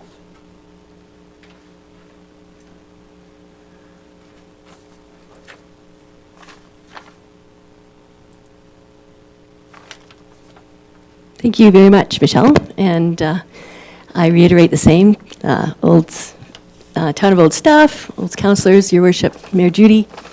I'm so happy to be here today to celebrate the Town of Olds becoming a member of the UNESCO Coalition of Inclusive Municipalities. I'm here and also to become a welcoming and inclusive community. Like Michelle said, Olds High School has been a UNESCO-associated school for 17 years, and we have done a lot of work with appreciating diversity in our high school, and we're really excited to collaborate even more with the town because we have done a lot of collaborations already, and so we're just excited that what else we can do together. Becoming a member of the Coalition of Inclusive Municipalities is a great way to create even a more peaceful community, free from barriers, where everyone can feel safe and accepted for who they are and can contribute to the community in many positive and meaningful ways. Addressing discrimination often is looked at as a cultural or social project in the sustainability pillars, but it also addresses economic and environmental as well. In the economic sphere, it creates good morale at work sites, which gives greater creativity and productivity, attracts foreign workers, and we do need temporary foreign workers here to support our local producers and further food security in our area. It provides new skill sets, ideas, talents, and perspectives, reinvigorates current practices, and inspires innovation. For the environment, as we make more relationships with our Indigenous peoples, they can show us how to take care of the ecosystems that we live in. So for the past 17 years, École Olds High School has been a member of the UNESCO Associated Schools Project Network. We are a very well-respected school in Alberta in Canada, and being a UNESCO school eventually led us to becoming a fair trade school. We started because we wanted to make sure that students felt safe and accepted for who they were, because when you feel safe and accepted, you learn better. And that was the basis of our starting this journey. We all have stereotypes about people from a variety of backgrounds, and they're often acquired through inaccurate sources: movies, friends, hearsay, and negative news stories. Under this UNESCO mandate, we have been able to offer a lot of activities in our school to break through those stereotypes and replace them with understanding and acceptance.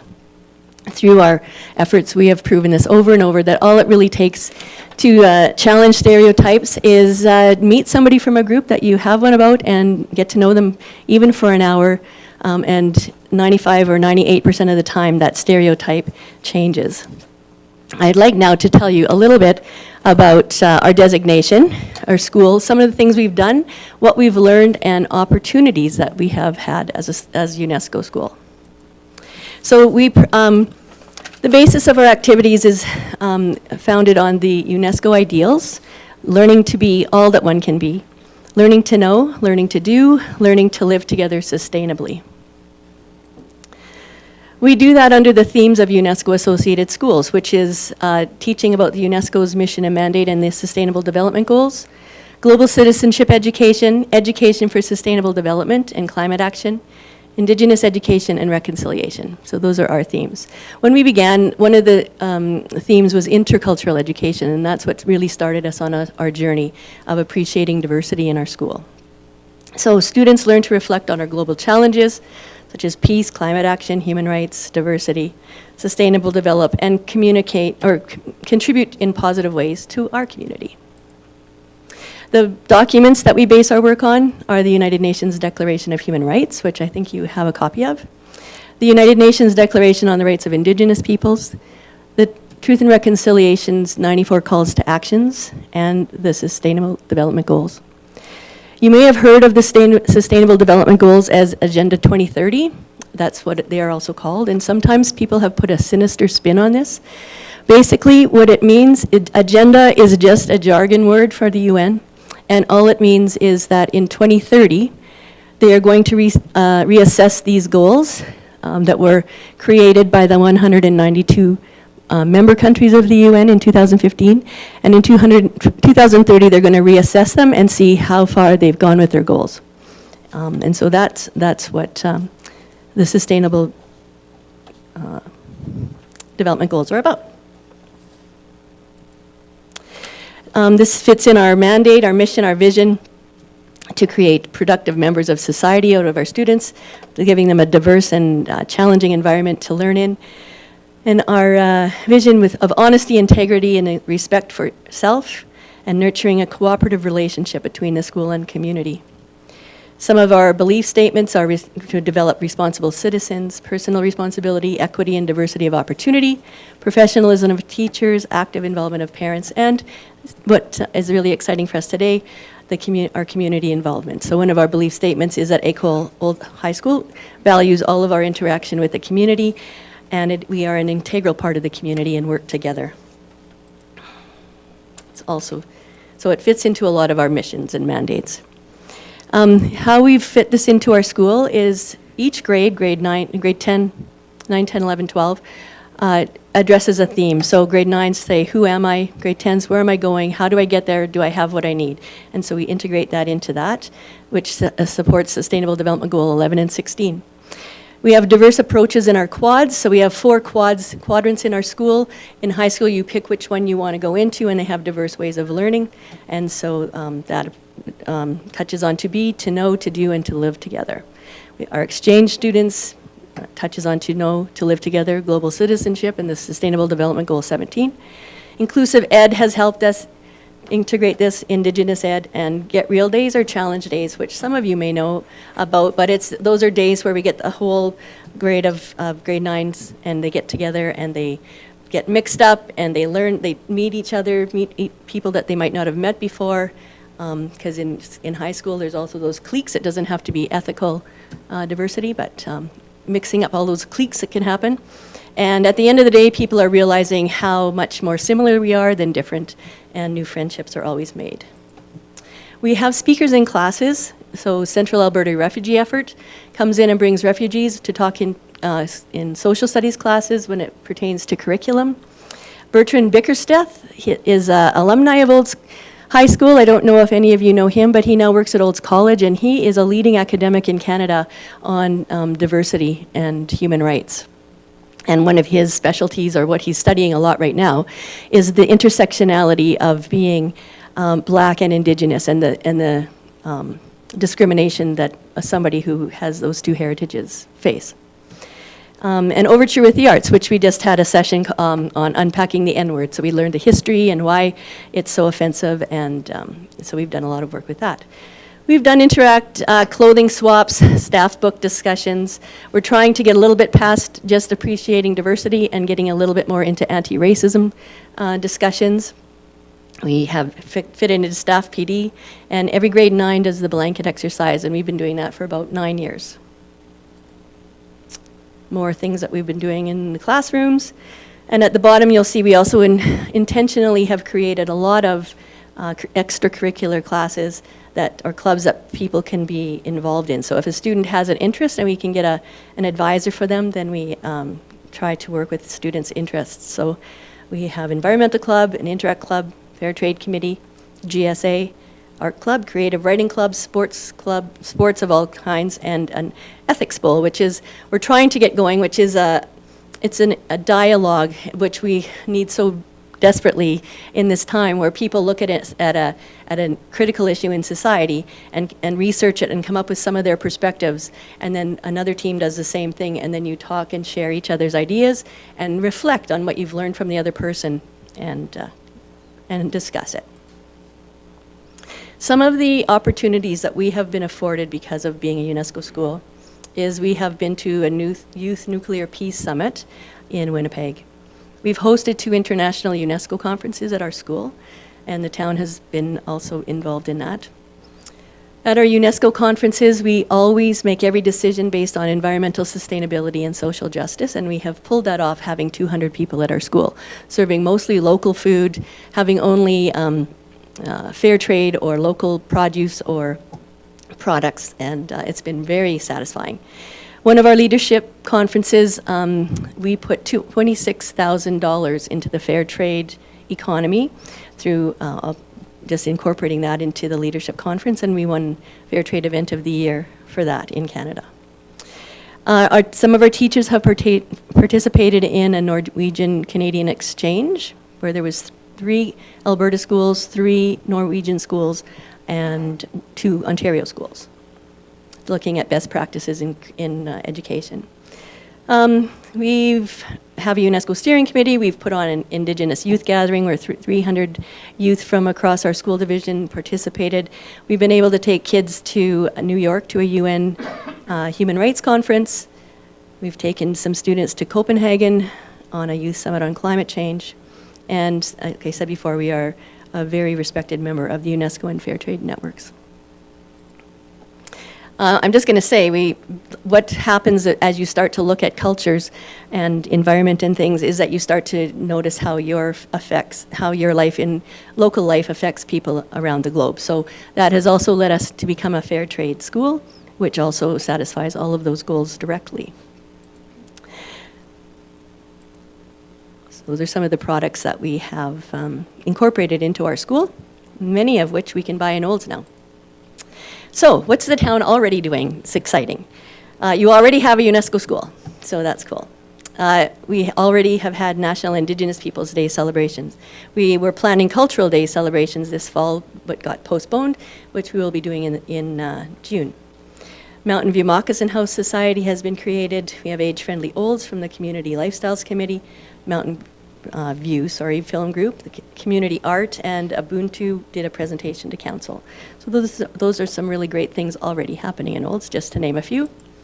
You're already a fair trade town, and so these are some opportunities that we see that we could maybe work with you or just help give you some just some support and tips on how we did these things.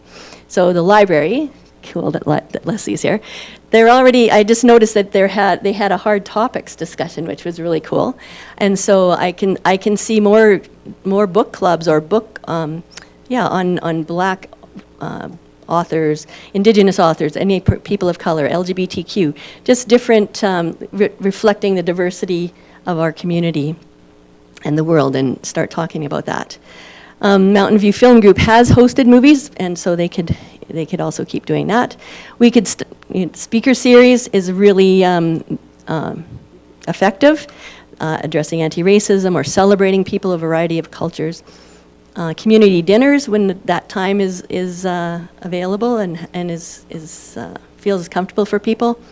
Blanket exercises, Black History Month events, and help with English language learners. This was one thing that we were very proud of when we just started COVID. And the town helped us with this. This is also, we've had a lot of synchronicities with our UNESCO school and Fair Trade and the town, and it's just been really cool to see how this all helps each other. So just before, the March before COVID hit, we helped host the 8th annual Canadian Fair Trade Network conference in Calgary. we really tried to have it in Olds, but the transportation was something that we had struggled with. So if we ever can figure that out, we could do that again. But between Olds High School, and sorry I left out the town of Olds, Fairtrade Olds, and Fairtrade Calgary, we co-hosted this conference. We were very much infused into the conference. We had a booth, a Town of Olds booth at the trade show. We had the mayor at the time was going to say a few words, but gave us a letter instead because he was whisked away into quarantine just before the conference started. We had cacao producers come to the conference and came to Olds and put on community events. Students helped organize things. We used a whole bunch of clubs in our school. It's just such a cool way of bringing people together, collaborating on these issues, and just making Olds an even better place. And so I'm really happy to be here. Thank you for listening to what I've said. I really just wanted to congratulate the town on becoming a member. I know that the talk started actually when the previous mayor came to our Unesco conference at school and met the executive director of the Canadian Commission for Unesco, and she suggested that he look into that. So I'm really excited that here we are, and we are doing that. Olds High has been leading by example, and the town of Olds is also leading by an example by becoming a member of this coalition, and we are really excited to collaborate and even increase the work that we do together. And I brought you some fair trade chocolate. Yeah, I can see that going around the room pretty fast. Thanks a lot, Bev. That was a great presentation. Do we have any questions on the floor for Bev? Councilor Ryan? Thank you, Deputy Mayor Cummings, and I appreciate everything that you've presented, Ms. Tays, because it's certainly an interesting program and progress that's been made in the town of Olds with regards to this. I'd love to see the cultural days go ahead this year, hopefully with COVID behind us, cross our fingers that it will, and expand it so that we include everybody, like all the different cultures that we have in this community.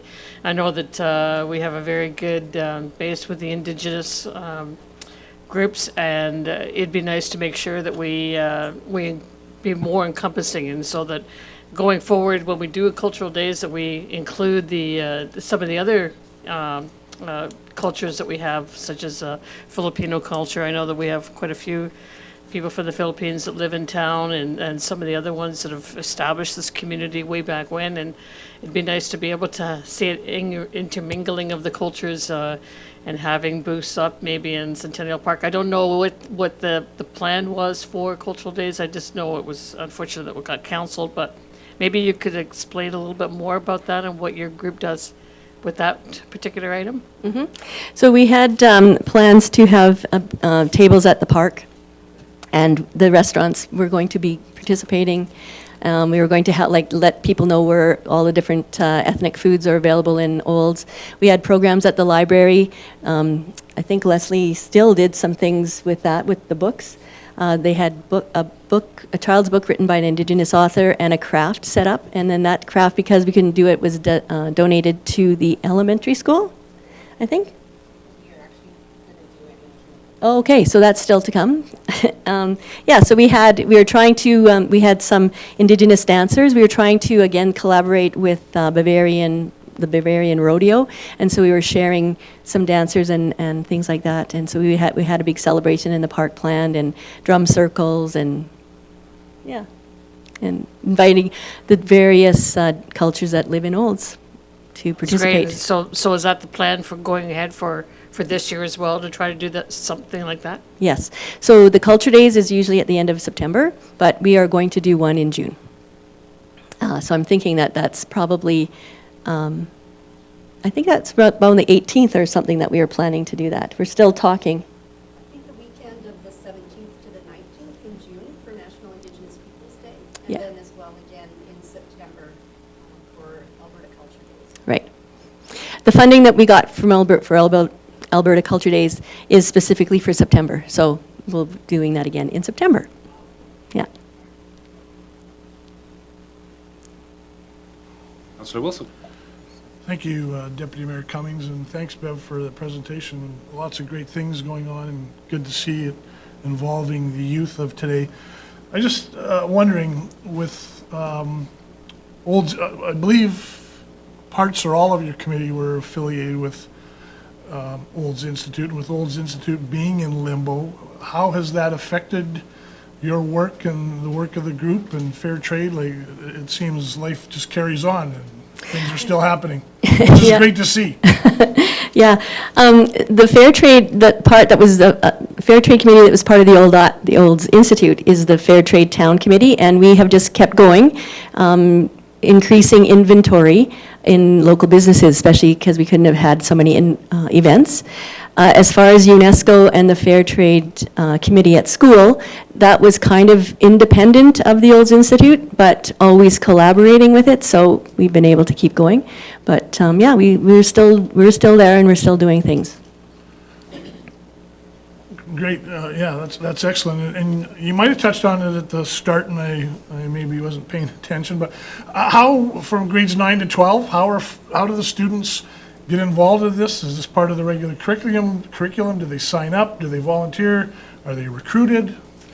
We basically teach them, so what happens is I go do a talk at the beginning of our first grade is grade 9. And so every grade 9 student, I see them every day, and I do a talk about our UNESCO and Fair Trade designations. I also go talk to the leadership class, the Interact Club, and the grade 9 leadership class. So I do that every year. And so they know about it, and then how we've done it is we've just had all these clubs and committees that they can be incorporated into depending on their interest. And we talk about how they can be inclusive in their clubs and how they can incorporate fair trade into their activities. And so it's kind of like a whole school-wide approach, not just one small group. Thank you. You're welcome, thank you. I do say, we do miss the Institute, though, because lots of times when I think, oh, I got to do this, and I, had kind of a core people, so that's a little bit of a hole that we're still trying to fill, but definitely we're still getting things done. Councillor Ryan. Thank you, Deputy Mayor Cummings, through you to Ms. Tays. Just to go further along with Councillor Wilson's comments about the school. So a lot of the information that you provided here was talking about cultural diversity, and that's great. Do you also do the gender diversity, include the LGBTQ and all the other numbers and letters? I don't know the whole. LGBTQ plus, yeah. Yeah, the plus, yeah, we'll just say the plus. Yeah. No, we have a GSA, which is a Gay Straight Alliance in our school, and we encourage anybody to be part of that. And so that is one of the main ways that we address that. I'm sorry, I can't remember exactly the first part of your question. How do we include different things more than culture? Yeah. So the GSA we do, again, people who, like the chess club, that seems like it's the simple way to do something, but not everybody's into chess, and so that's even like a little interest group that we try to appeal to. We do have diversity days every couple of years, and then we bring in speakers that represent a variety of walks of life and culture. So we've had people from homeless shelters, people who have been in prison, people from a variety of cultures, Indigenous elders,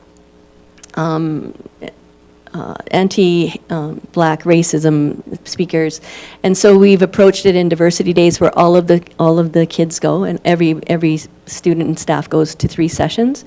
And so sometimes we do specifically targeted things like that, and then other ways the teachers teach things in classrooms that fulfill our UNESCO designation.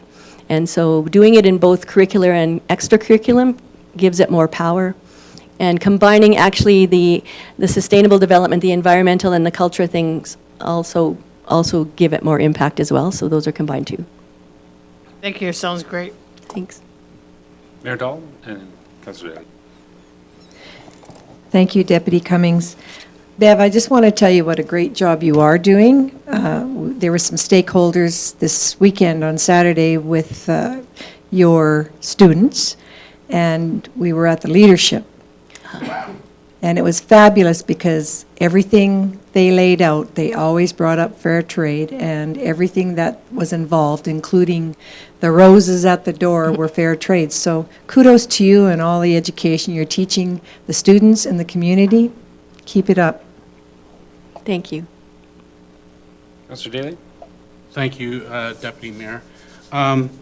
Bev, I've heard lots in your presentation about the educational program that you have going on within the grades 9s, 10s, 11s, 12s, senior high.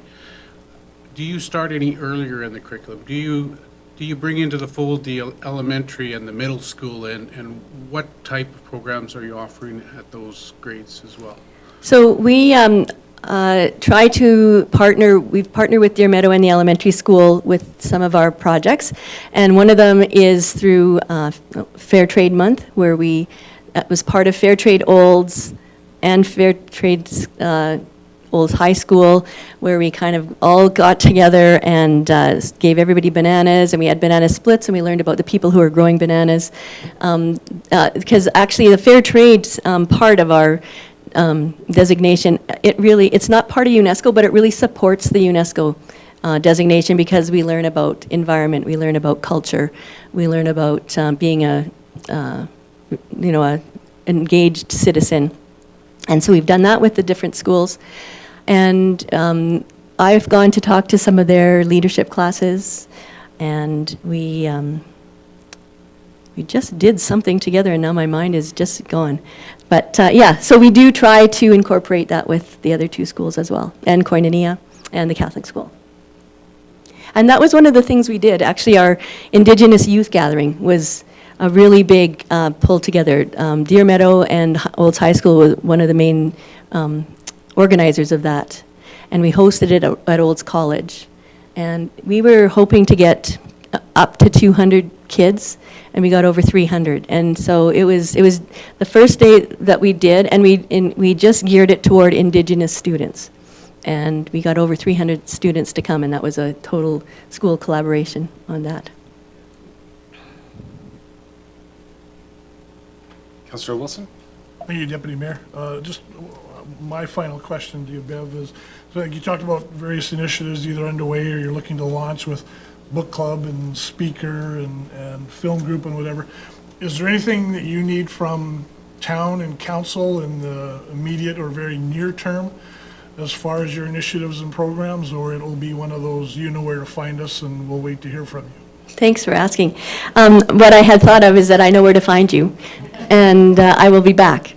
I see where it starts is connecting with Michelle as your heritage advisor for now, and then talking to people like Leslie and the people of the Mountain View Film Group, and starting organically like that with the connections that we have made through our UNESCO designation. We've already made a lot of connections, and we have some awesome people in town that I know are just willing and ready to do some of this work.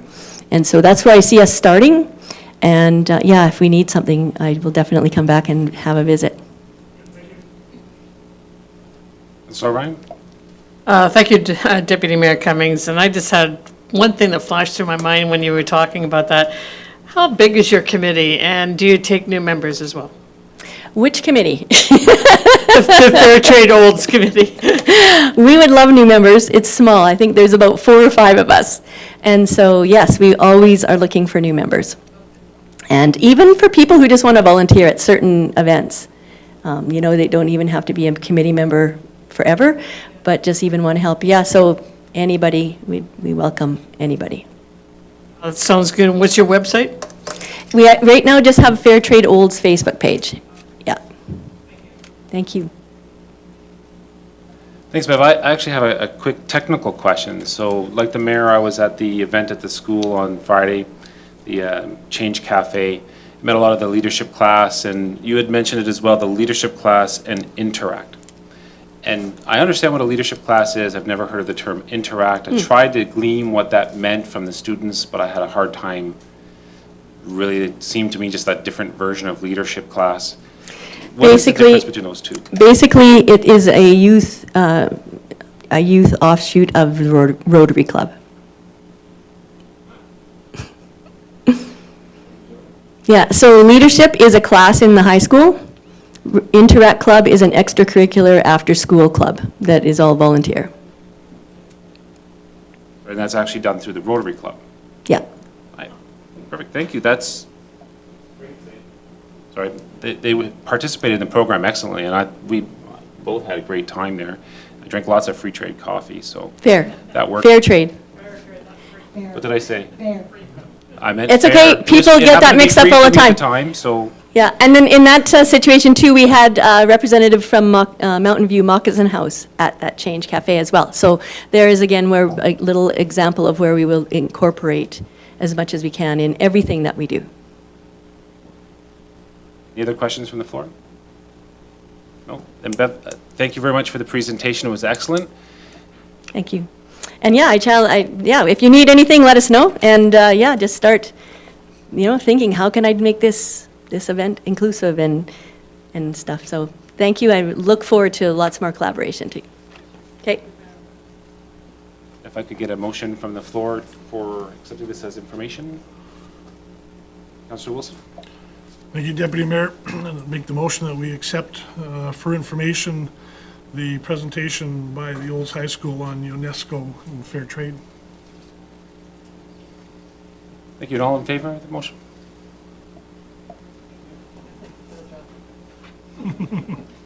Thanks for the chocolate, Beth. You're welcome. Yeah. All right, so that takes us to item 4B, the Olds Municipal Library Annual Report. And I believe that Ms. Jorgensen is going to present the presenter.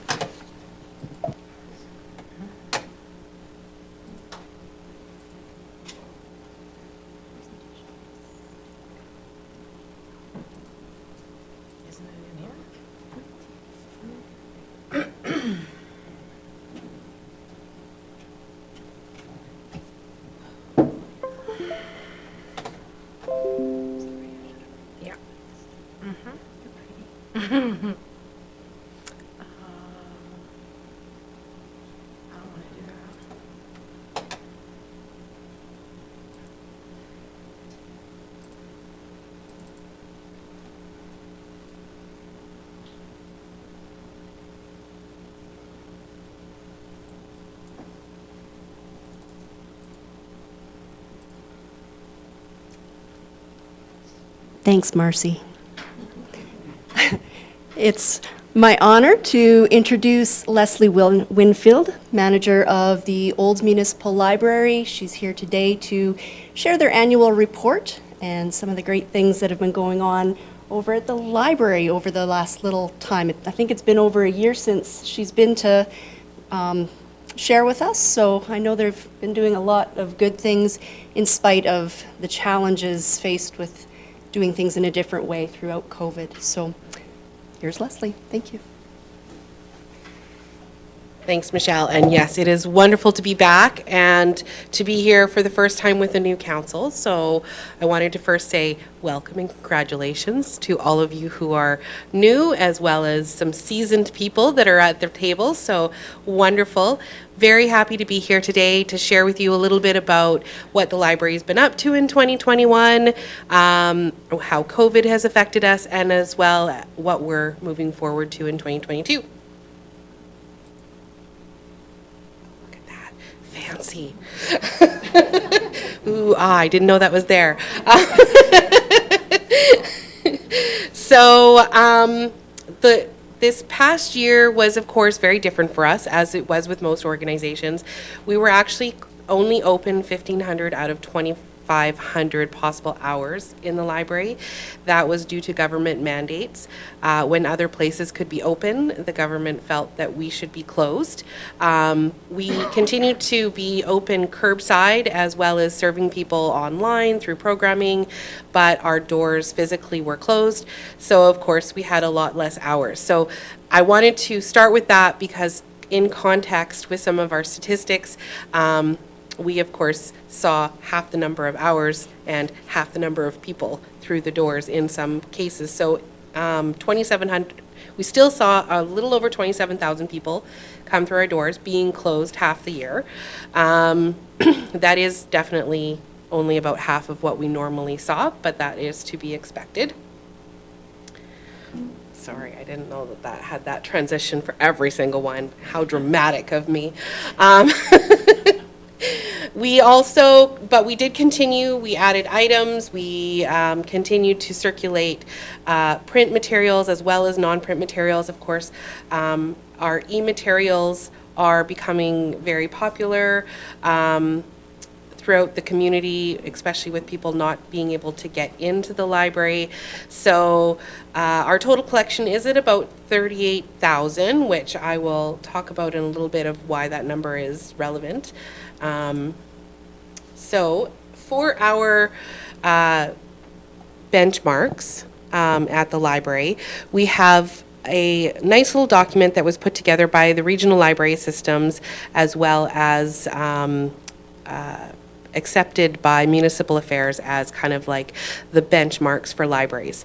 So I've compared our library with what the benchmarks are. As far as our population, we use the 10,000 to 20,000 range simply because our served population also includes the County of Mountain View, which is about 3,000 residents, bringing our total served to about 12,000.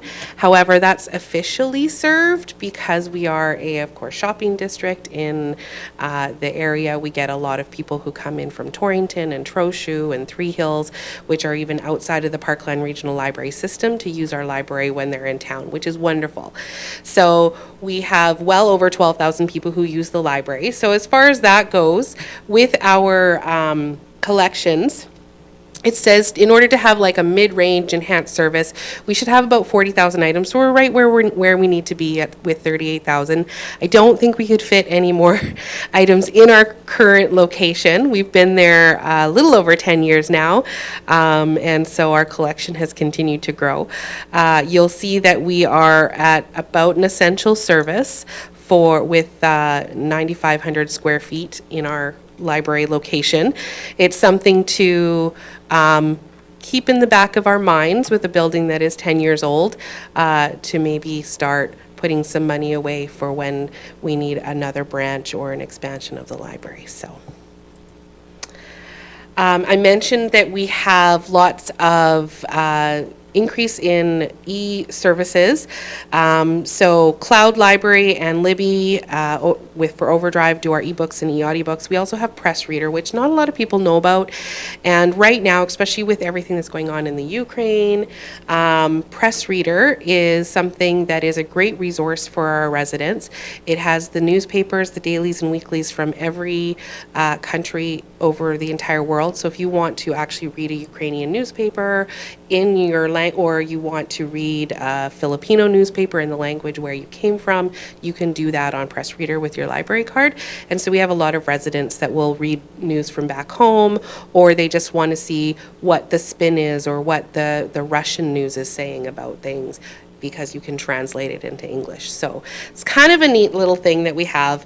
And we, of course, have lots of other databases and things available to us, but those are the three that I wanted to highlight today. We saw a little over 10,000, or a little under 10,000 e-content downloads last year. We have seen a 40% increase year over year for the last 3 or 4 years with our e-content. It's a small number, which is why the percentage seems so high right now, but every year it's going up. And even with being closed last year for half the year, we saw 80,000 items go out circulated wise, which is the highest it's ever been in the 20 years that I've ever been there. So circulation, everyone's always like, do people still take out books from the library? Yes, they still take out books from the library, 80,000 of them actually last year. We have 2,500 members of the library. Of course, those are people that actually hold a physical library card, but you don't need a library card to use the library. We have computers, we have meeting spaces, we have tutoring that's going on, all of our programs. You don't have to have a membership in order to participate in those. So those are just the people that actually take books home. So it's not really a reflection of how many people use the library, but it's a fairly good number nonetheless. And we also saw around 32,000 visits to our library website. So people are visiting us online as well as in person.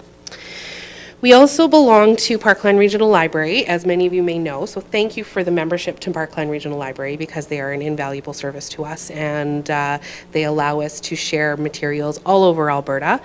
So we saw 29,000 items go out of our library to other libraries, and we brought in about 20,000 items to our library for our patrons. So fairly close, but you can see that we're a net lender, so we tend to lend more than we borrow, which means we have a fairly robust and good collection that the rest of the province is taking advantage of. We did all kinds of different programming and online things last year. You'll see the little top corner there was one of our online newscasts. We did a recommended reads where our staff would do a little news story on what people might want to read. That was on Facebook on a regular basis.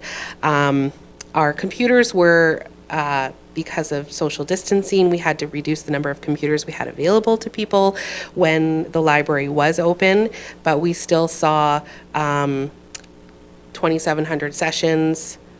Wi-Fi connections doubled last year because our Wi-Fi cloud reaches to the parking lot, and so we saw a lot of people that would come when we were closed and just use our Wi-Fi by sitting in their car or whatever. So it was nice to be able to still serve people that way.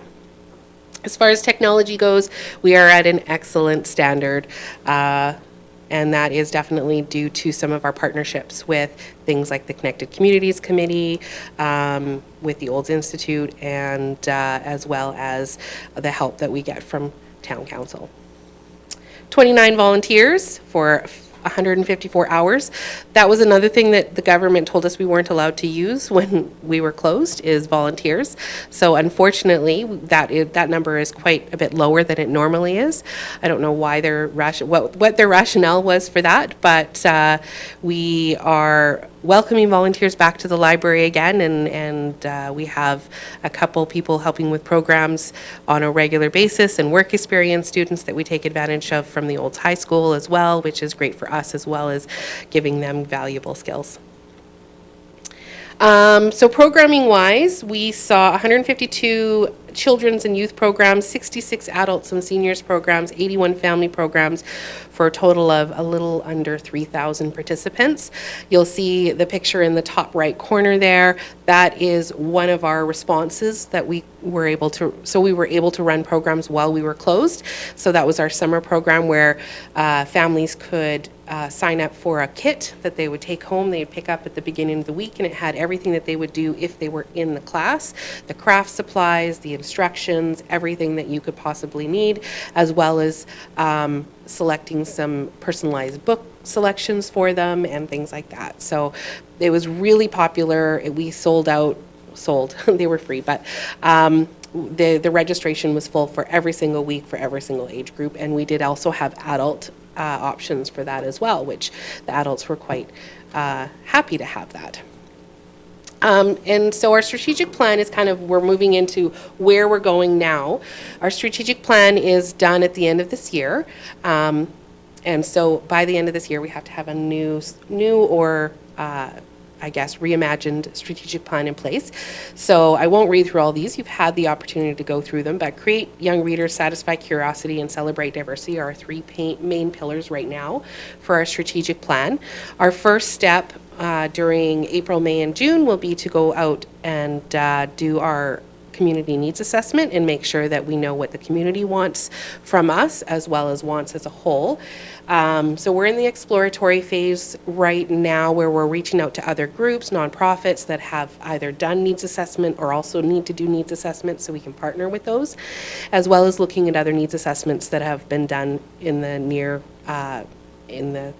near past. Recently, thank you. I know words. So our new strategic plan may look very similar to what our current strategic plan is, but we do want to, of course, relook at that on a regular basis. This is our living document, and we really use this when we do our program planning, when we figure out what services we're offering to the public. We want to make sure that they're all meeting the needs that the community first gave us when we did our needs assessment, so that we can reach our goals that they set for us. So we're looking forward to that process. We're hoping that the community as well as council will be involved. We're going to be doing surveys and focus groups over the next 3 months or so, and then hopefully have something to present at the end of the year. So, click. Questions? Thank you, Leslie. Again, a great presentation. Any questions from the floor? Councillor Wilson. Thank you, Deputy Mayor Cummings, and thank you, Leslie. A great presentation. Learned quite a bit there. I just want, is my math right? Like you said, 2,600 members, 80,000 checkouts. So that means every member is like checking out 30 items? Some more and some less. Well, kudos to those people. Yeah, we have some families that have, I checked out right at the moment, over 150 titles. Most of them have toddlers and they'll take home. I always say to people, I would rather them be at your house than on my shelf. So if you want to have a whole library bookcase, I am okay with that. Thank you. And that was just more a curiosity question for myself. But just, you mentioned earlier in your presentation about additions to the circulation. So how do you determine what gets pulled off a shelf and what gets added? Is that partly through the community needs assessment, or do you have another way of filtering and sorting and culling? That's a really great question. So we do actually weed our collection on a regular basis, mainly because room, right? We can't just keep buying the books and not get rid of them. So part of it is based on age, content changes. So nonfiction, for example, we want to make sure that our collection is within as close to 5 years old as possible. Some stuff lasts longer than that. We look at the gaps in our collection to see if there's topics and things like that that we're missing. And then we also look at the stuff that hasn't circulated in a number of years. So if it hasn't left my shelf in 3 years, then I might consider that for weeding. And then, of course, there's condition. We want to make sure our library collection is in good condition because people take care of things that are already in good condition. So if something is water damaged or ratty, then we'll take it off and then we'll put it on a list of maybe replace if it's a popular item. Councillor Ryan. Thank you, Deputy Mayor Cummings. I just wanted to ask you, Leslie, and thank you very much for your presentation. Awesome as always. On the e-content, so you said that it's been increasing about 40% over the last 3 or 4 years, each year. So are you looking at, or as a board looking at increasing the budget for e-content? I know as the town's rep on Parkland Regional Library System, we did just purchase another $30,000 worth of e-content just because that seems to be such a growth area. So is there going to be a point where, you know, I guess first of all, are you looking at increasing your budget for that? And second of all, would there be a point where that will actually outgrow your actual book buying? It may. So our book buying budget is based on circulation. So what I do is I look at how much adult fiction goes out, how many ebooks get circulated. So let's say 30% of my circulation is e-content, then 30% of my budget will go towards e-content. And so if that continues to increase and overpowers, for example, the physical, then yes, that is what would happen. I will say, though, that our library spends 3 times as much as any other library in Parkland Regional Library System right now. And so I've been doing a lot of advocacy with other libraries just to try and say, hey, maybe you should invest in this because this is something that once I buy that, their patrons have access to as well. So just to make sure that everyone's kind of on the same page, and I think that Parkland is doing some advocacy that way with libraries as well. Sorry, supplemental. So yeah, they are doing coordinating that way as well. And so my question would be then, do you coordinate directly with Parkland Library? Regional library as well when you do your e-content buying, because obviously they're buying and you're buying. You don't want to overlap and the beauty of the e-content is a little different than the physical because we actually it's all in one platform, so everyone logs into the same system. We all have our own carts, but I can see if I'm selecting a book, if somebody else already has it in their cart, or how many copies are already in the system.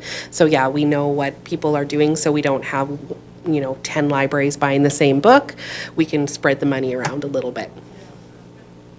Thank you, that's really good. Councillor Wilson. Thank you. Just one last question, listening, and I just want to clarify. I really like the KPIs and the benchmarks and the metrics. I really find that interesting. Maybe that's just. I like stats too. And just a question, occasionally there's controversy that comes up around a particular book title or an author. So what's the decision process within the library? Does that rest solely with you? Oh, as to no. Whether we pull a title, a book off the shelf, even if it's something like a children's book? So we actually have a fairly robust process for censorship and intellectual freedom. First, we have a policy on censorship and intellectual freedom that matches with the Canadian Library Association to try and make sure that everyone has access to materials that they feel represent themselves in some way, shape, or form. That doesn't mean that people don't have problems with things, so we also have a process that they would follow, a form that they can fill out if they feel that something should either be taken from out of the collection or moved to a different location. So it asks them a lot of really important questions about why they feel that this should be taken out, so that it's not just a "I don't like it" reaction. So it's a full page questionnaire, and then that goes to the library board. Then the library board discusses what should be done with that item. I believe I've had 4 challenges in the 20 years that I've been there. We've never removed anything from the library collection, but we have moved it to a different location based on age, to try and kind of say that it's still available, but maybe in a different location, which seems to satisfy most people. Zia, I have a question as well. You had mentioned that you were able to monitor the e-content inventory through the same program. You don't do that for the hard copy books through the entire Yes, network? we do. We can see what other libraries are have already purchased in their collection, but we can't see what they might be considering purchasing. So I don't know what's in their physical book cart until that item gets put into the collection. Any other questions from the floor? No? Then Leslie, I'd like to thank you again for an excellent presentation. Thank you. And I'll look from the floor for a motion to accept for information. Mayor Judy? Thank you. And there's nothing you're asking from us today, am I correct, Ms. Winfield? Thank you. Just thank you for your support, so. Right. Okay, so therefore, I will put the motion on the floor that the Olds Municipal Library, that we council accept for information the report provided today. And if there's no further discussion, a vote. All in favor? Thank you. And very coolly, we're going to switch over to 4C, a delegation from the Olds Grizzlies. And who will introduce yourself? Director Wagstaff will do the introductions. Thank you. Please. I will do the first introduction of the speaker that's before you, and then if he may introduce the delegation that he has with him. So Mike Muzichka is a director with the Olds Grizzlies, a junior A hockey team, and they are going to speak to us today to give us a brief update on their operations and some of the things that they're up to. But if you can introduce your delegation, please. Thank you very much, Director Wagstaff. Mr. Deputy Mayor, Madam Mayor and Council, thank you so much for allowing us to come and have a presentation today. Being one of the largest users of the Old Sportsplex, the Olds Grizzlies sees the massive upside to having a really good relationship with the town and council, so that's why we're here today. I brought today with us our president, Mr. Josh Erdman, our secretary treasurer, Ms. Nikki Grover, and our head coach, Scott Atkinson. In a few minutes, I'll ask Scott to come up and give a bit of a presentation on the on-ice product and some of the exciting things that we've got going on and some of the big strides that have happened in the 2 years that he's been part of the organization. Just for a little brief overview, about 5 years ago, the Friends of the Grizzlies took over operations and actually purchased the AJHL Junior A hockey team. The former ownership group had left a sizable debt to the town of Olds in the range of $161,000. The new ownership group actually saw a big advantage to taking on that debt, even though it may or may not have had to do that, and chip away at that debt to make sure that the taxpayers of Olds were not out any money with regards to the operations of the Olds Grizzlies. And I'm really, really proud to say that a payment was made in December of 2021, and that outstanding balance is now down to just over $53,000. Some exemplary strides to get that debt paid and make sure that the town of Olds and the taxpayers of Olds are not out any money. So at this time, I'll ask Scott to come up, and I hope he talks a little bit about a few changes in scouting and the challenges through COVID of building a culture in the team for the on-ice product and where that's headed. So, Mr. Scott Atkins, thanks. Thanks for having us. I appreciate your time. I just wanted to sort of go through the progress. Yeah, go through the progress the team's made, because I think probably on the from the surface area, it doesn't look like there's much progress, right? We had a losing season again this year, but I do think we made major strides in some areas, and if you're kind of understand the process involved, it's really just a series of steps that you have to go through to manage this kind of a situation. So one of the things that holds us back, or has been holding us back, is that no players for about, I'm going to say 12 years for sure, maybe even longer, no players had received an NCAA Division I scholarship while they were playing in Olds. And while wins and losses might seem to be important, and they are important, the number one goal is to have players that are able to progress to the next level and even beyond. So this year we were able to get 3 Division I scholarships and then a couple of Division III scholarships, which are basically going to change the perspective of recruits with regard to coming to Olds. So that's the number one thing that you have to kind of take care of is the recruitment process, and we need to get better players on a more consistent basis while we try to develop a relationship with more local players so the better local players come here. And so that's the overall goal of the program, is to have a winning program that we can be proud of in Olds and push players on with as many local people as possible, or local-ish, I guess would be the way to put it. So right now, to try to explain away our season from wins and losses perspective, we were the youngest team in the AJHL. We had 18 players that were in their first year of junior competition, and we had 6 local-ish, I don't know how, what that definition is, but when you talk about Sundre, Trochu, that kind of area, not as far south as Calgary or as far north as Red Deer, excuse me. We have 6 players on our team, on our roster from that localish type area. The other thing that I will say is that, we did a lot better than it looks like, even from the win-loss program perspective. We lost 27 games by 1 goal or with the goalie pulled. And for such a young team to kind of fight their way through that kind of adversity, I thought was really something I was quite proud of. And we do have a very bright future. So I feel like right now the roster contains 10 to 12 players that have have scholarship-worthy skill. And so now the task will be to develop them and promote them at the next level so we can have a much greater number of players moving on. And when the players move on, it will start to solve all the problems. Their wins will come, and that's just the way it goes, the way in this business. You have to kind of put people in a position to go on, and then we'll become an attractive destination for many, many players.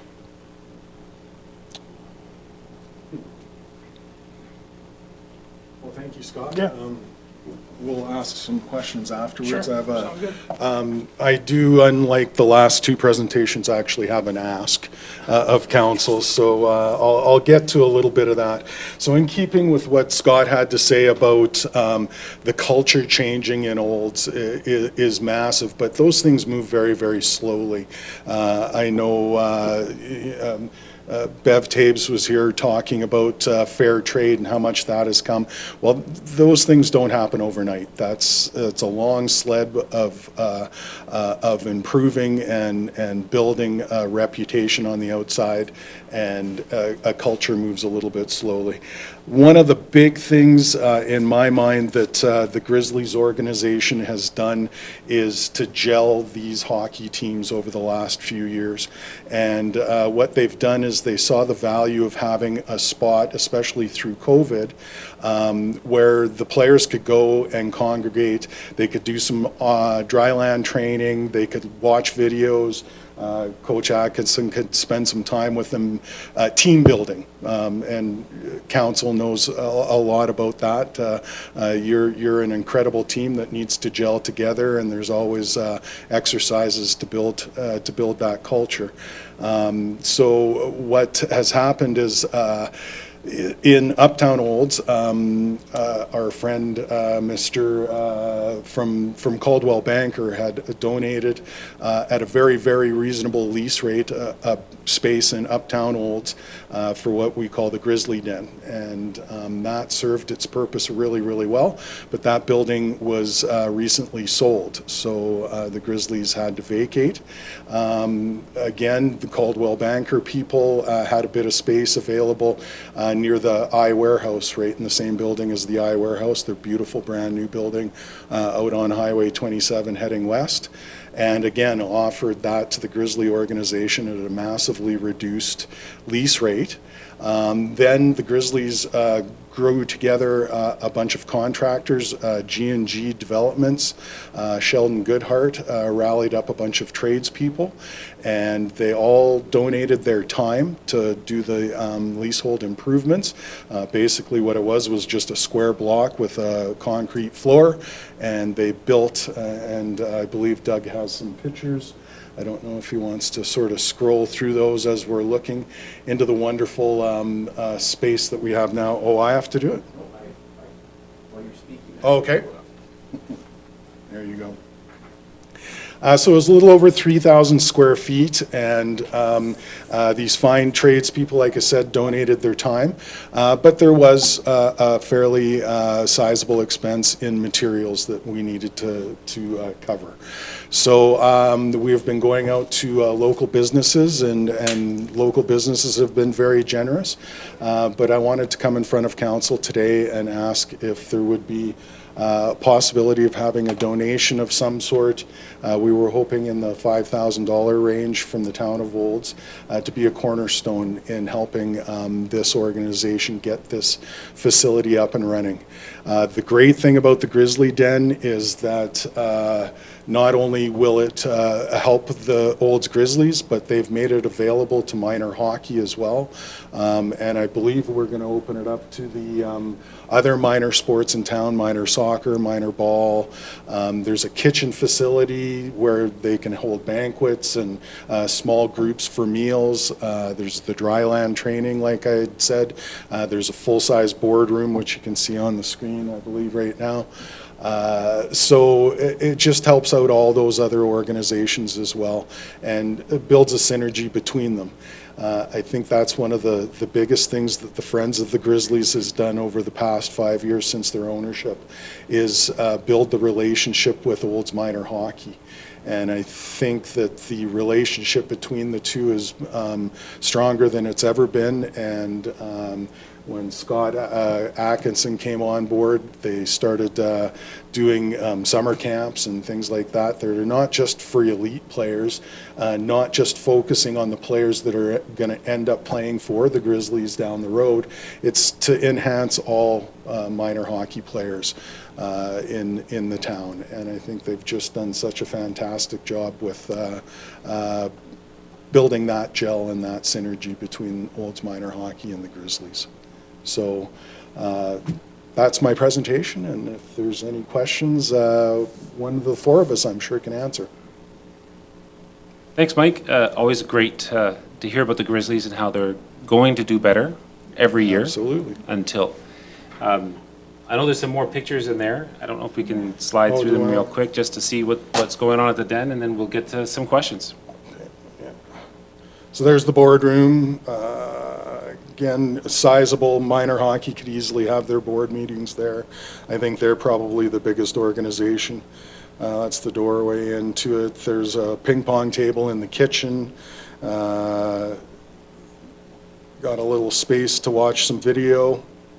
And there's the fridge and stove in the back. Nikki builds pre-game meals for the Grizzlies and so forth, and then a whole bunch of dry land training equipment. A lot of this equipment can be pulled off to the side, and we're going to build a rink-sized display on the ground. And what that's going to allow Coach Atkinson to do is the smaller kids, the younger kids in minor hockey right now play on half-ice surfaces. And then when they graduate to the older leagues, they play on full ice. And the translation between positioning is really difficult for these kids to grasp until Coach Atkinson can actually stand them on a rink and show them where they should be positioned and how to flow and the game flows. It's an interesting concept he's got to help out the minor hockey. Coach Atkinson does tons and tons and tons of work with our minor hockey groups and has helped develop those kids along the way. I think hockey and Olds will be better off for his involvement. Thank you. I think that's it. Thanks, Mike. And the first question, Mayor Dahl. Thank you for your presentation. And Coach Atkinson, I was privy to be able to see when I received the check from you and the board. The work that was done with those kids in there, those youth or those athletes was amazing, and it was sad to see you have to leave there, but this looks amazing. Have you negotiated a lease yet? You have? Is it a longer-term lease or short-term? I don't know if I have the right to ask that. It's a two-year lease with Coldwell Banker. Okay. And minor hockey has agreed to join us. They will rent space from us for a year, which will help pay some of the bills, but definitely not all of them. But. Well, if you're still here, Coach Atkinson, there'll be a future for those Grizzlies for sure. Thank you for answering that question. Councilor Ryan? Thank you, Deputy Mayor Cummings, and thank you, Mr. Majewski, for your presentation. Appreciate it. And I agree with you. I mean, I know that in this group of the Friends of the Grizzlies, they have reached out and done a lot of work with minor hockey, so that's really good. To see that partnership grow, develop and grow more over the last couple of years, it certainly has been quite a boon for both the Grizzlies and for the minor hockey group. So that's a really good thing. I have a question actually probably to our interim CAO / finance guru. Director Lindeman, would this be something that we would look at for pre-budget talks? We have some budgeting coming up ahead, so I'm not sure what our budget looks like with regards to providing any kind of funding for the Grizzlies for this purpose. But certainly, and where it would come, what kind of source it would come from. So I would look to you to sort of give us a heads up as to what it would do. And obviously, it would have to come back to council because this is P&P. So. Yes, it would be my recommendation that we have this conversation during our budget discussion, which will be coming to council April PMP. Would be a great place for council to have this discussion. I will include it in the budget if council so chooses. Okay, thank you. And would this come under, sorry, supplemental, Deputy Mayor, would this come could it come under any other of our programs such as the old, what's it called, fund, destination fund or anything like that? I would have to look at the policy to see if that would fit there. Another option, just off the top of my head, is we do have in reserves that Summer Games Legacy Fund that we put for sport in particular, so that would be an idea there. Right, that would be a great location for that. I almost forgot about that. And certainly by allowing, by bringing in the partnership of minor hockey and reaching out to some of the other sports groups, that would be a good fit for that. Thank you.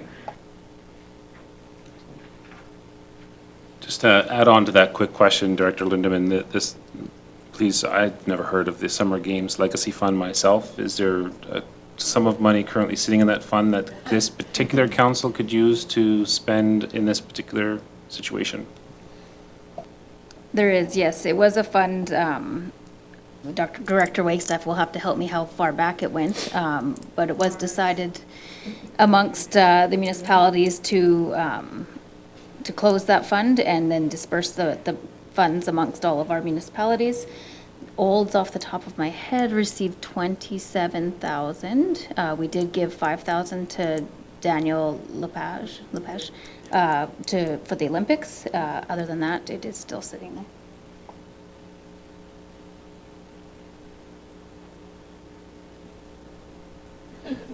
There's not a lot to expand on that unless you would like more, in-depth background to it. It was a fund that was created from the hosting of the 1999 Senior Summer Games regionally within Mountain View County.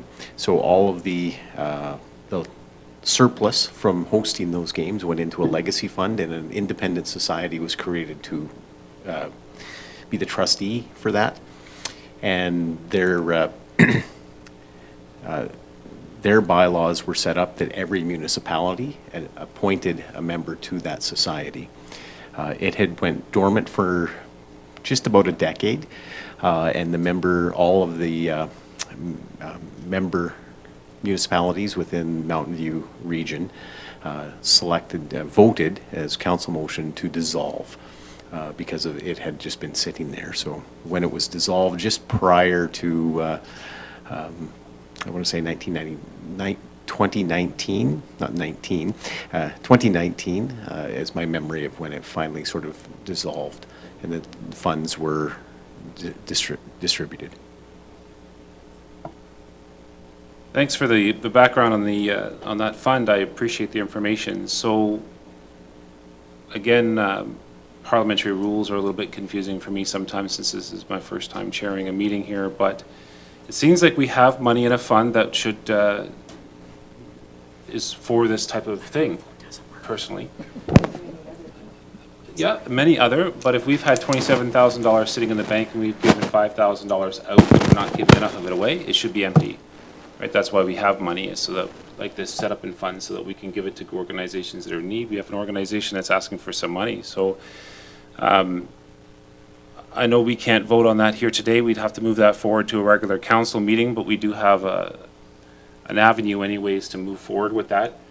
So if there's no further questions, I cannot. Oh, Councillor Wilson with another question. Go ahead. Thank you, Deputy Mayor. I do have I do have a couple of questions, and yeah, thanks for the presentation, Michael and Scott. And further to Mayor Dahl's comment, I guess, a tip of the helmet to the organization for taking that amount of debt down from 161,000 to 53. And if Nikki or anybody has any tips and tricks that they can share around financial management, I'd sure like to hear what the secret was to doing that. And along that path, I know just from what you read that running a junior A club is extremely expensive. So just wondering what the challenges are going forward for the team coming out of a year and a half of the pandemic. And so everything from attendance at the rink to costs and everything else, what are some of those challenges you guys are looking at? And then I'll have another question after that. Thank you. Well, I'd like to take this opportunity to thank Nikki Grover. She does an immense amount of work for both the Olds Grizzlies and Olds Minor Hockey on a voluntary basis. And she, I don't know where she finds the time, especially with a young family and a husband that works away and all those challenges that she already has. But I'll let her talk about the financial tricks and of the trade. But yeah, the organization has certainly had many challenges over COVID, and we're all looking forward to getting back to some normalcy, and hopefully that if we do go through something like this again, that the province maybe does a little bit different targeting and restrictions and things like that. But because of Nikki and her agility, the organization has rolled with the punches throughout this last 2 years, and come to the point where they were able to make a $20,000 payment in the middle of COVID, which I think speaks volumes for the organization and the management that is there today. Thank you. And a follow-up or two, if I'm allowed. Just wondering, so you referenced the involvement of the Grizzlies with Olds Minor Hockey and running clinics and so on. Just wondering, do you do anything beyond the hockey world? I know way back when, maybe not. I know Grizzlies used to be involved in reading programs in the schools. Not sure if you do anything around Snow Angels, but just wondering from the general community involvement, community aspect, what, if anything, the Grizzly organization does. I'll let Nikki come and do that one as well.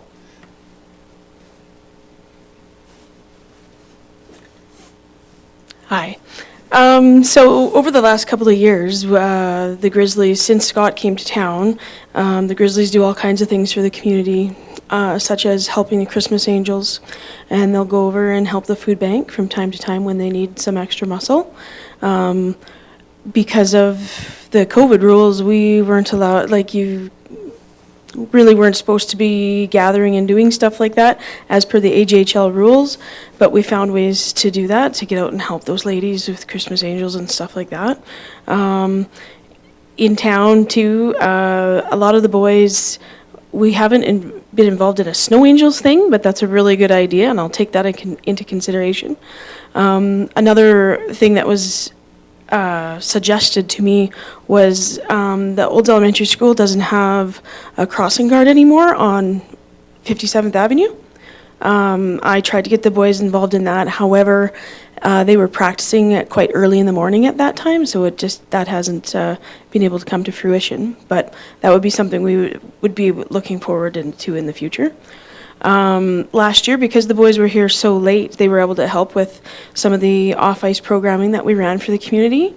Those programs were available to not just hockey kids, inclusive to any child that wanted to get involved in sport.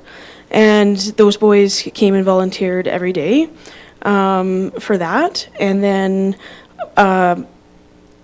minor hockey hired the Grizzlies to run their conditioning camps and evaluations, and we actually took that as an opportunity to create jobs for the boys themselves. And we called it They Came to Volunteer, but the Grizzlies actually paid those boys a minimum wage, depending on what kinds of types of things they were doing, so that the players themselves had an opportunity to earn money. And they had their own little jobs in town, like snow removal jobs that they did, and window washing and stuff like that. We've also been able to stir up some part-time jobs for those boys when they're not on the ice, and training and stuff like that. I know there's a couple other things, Darren, that they did for the community. I can't exactly remember off the top. Oh, we've moved people and not charged them multiple times. We would send the boys, and people would be moved in a couple hours, and we never took any money for things like that.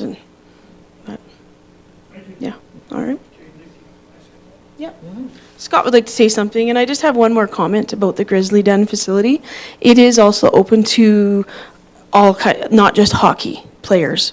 We can train anybody in there, and we have been. And other minor sports programs have been using our boardroom to hold meetings and stuff like that in there. So, yeah. Thank you.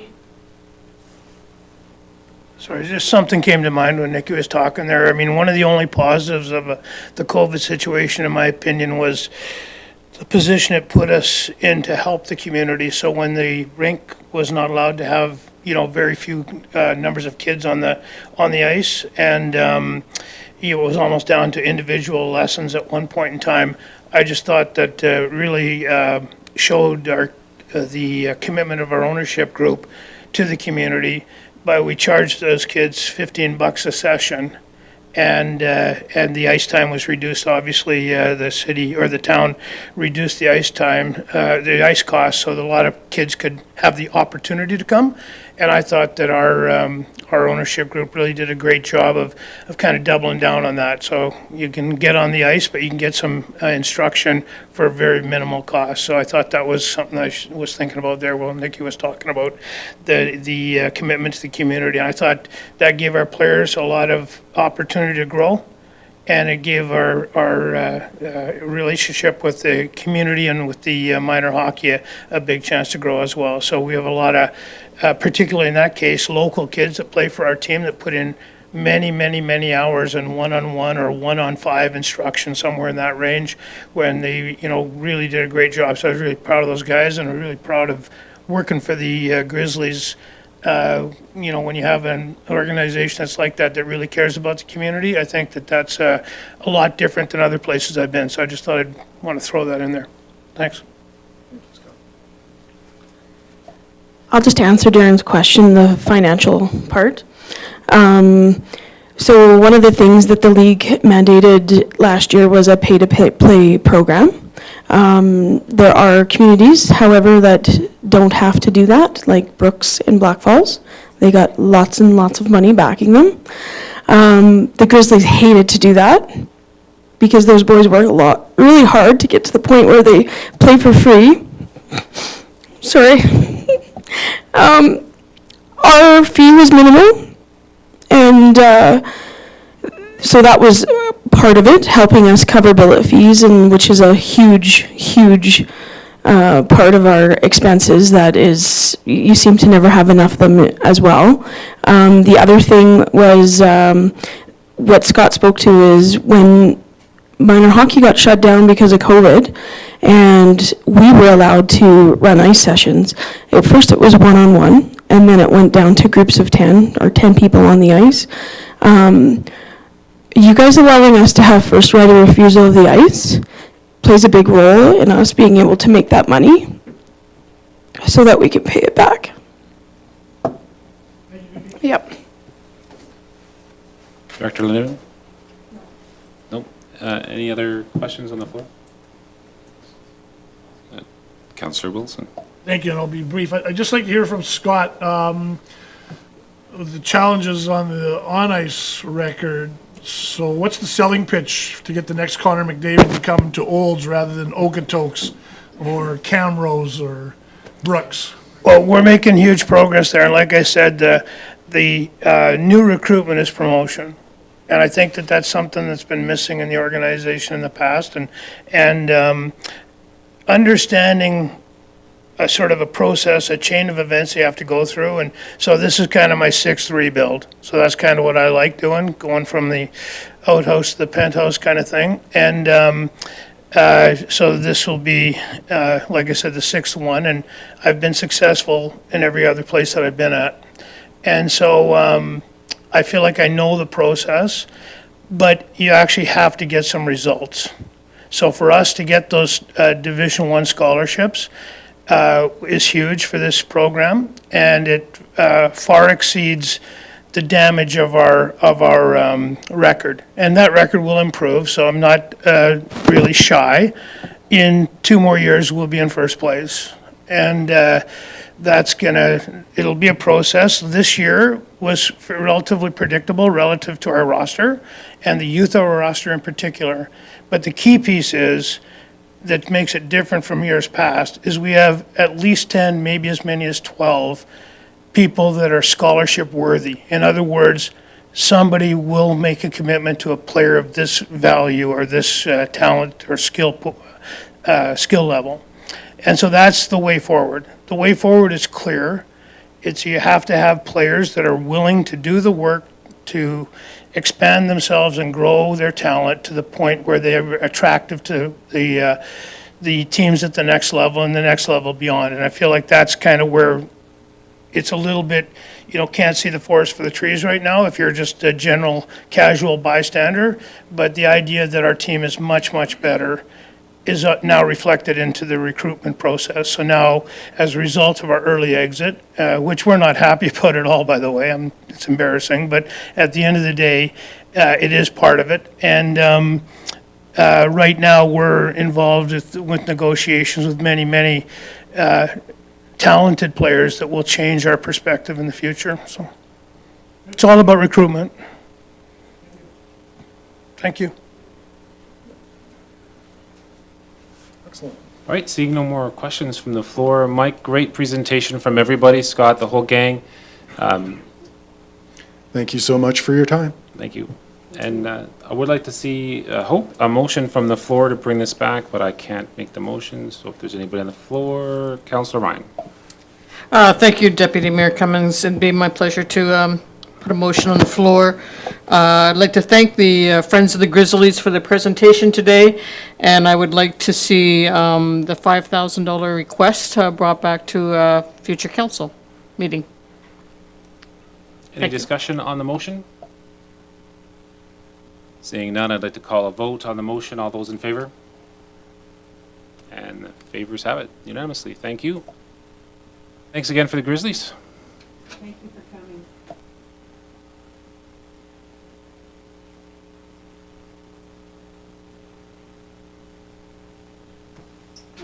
All right.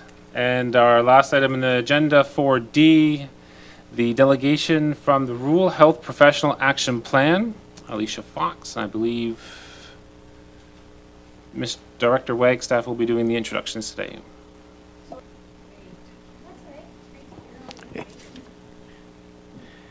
Well, you've pretty much done that introduction, Councillor or Chair Cummings. So, if Alicia would like to please come forward and she can begin her presentation.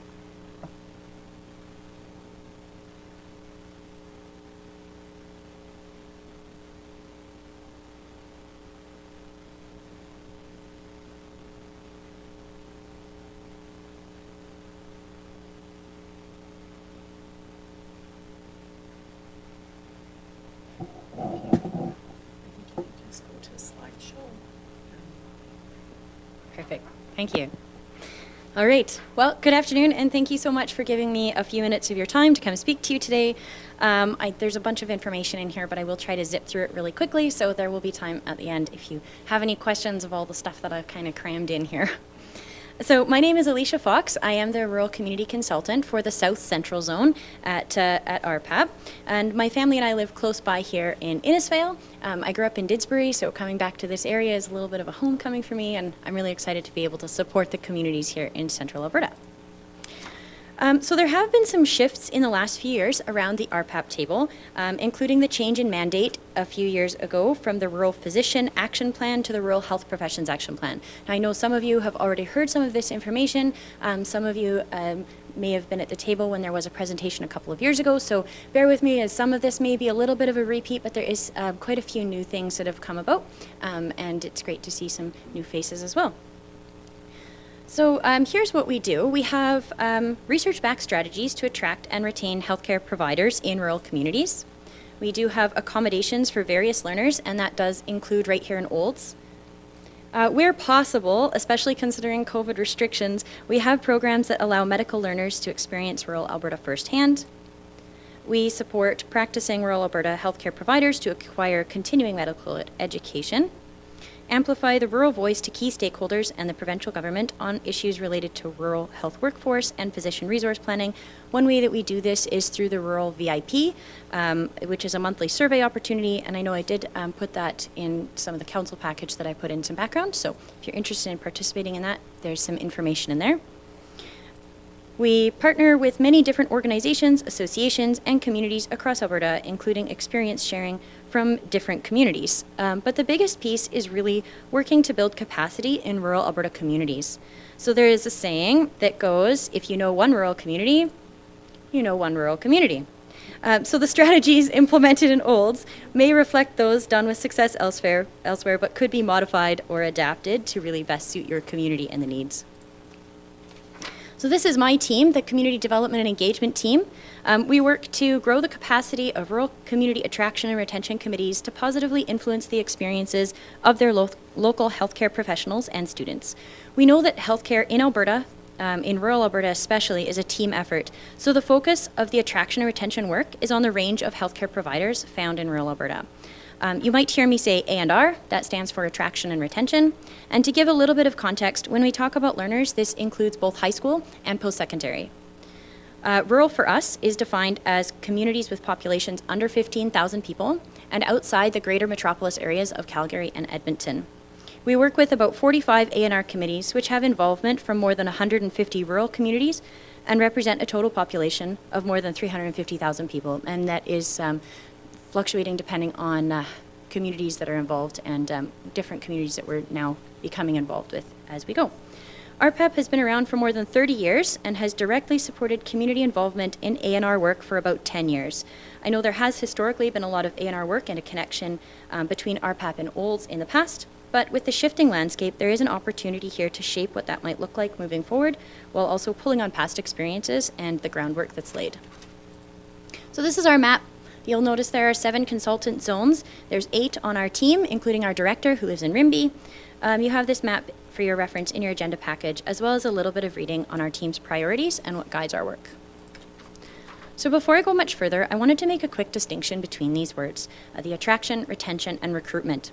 We really see ourselves as those bookends that support the recruitment process itself. We do not do any active recruitment or the formal process of filling an employment vacancy, but we do focus on supporting health professional recruitment efforts in attraction strategies and the ongoing efforts of communities.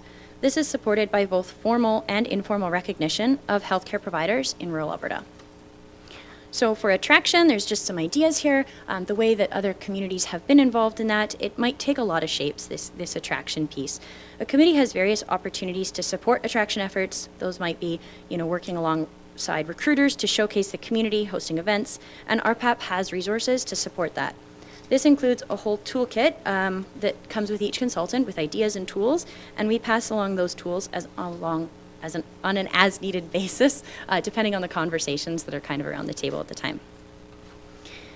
In terms of retention, this is one of the biggest pieces that we really encourage communities to focus on. It's much easier to retain existing healthcare professionals than bring in new ones, and we feel that we can support you in your ongoing efforts to retain these individuals within your community.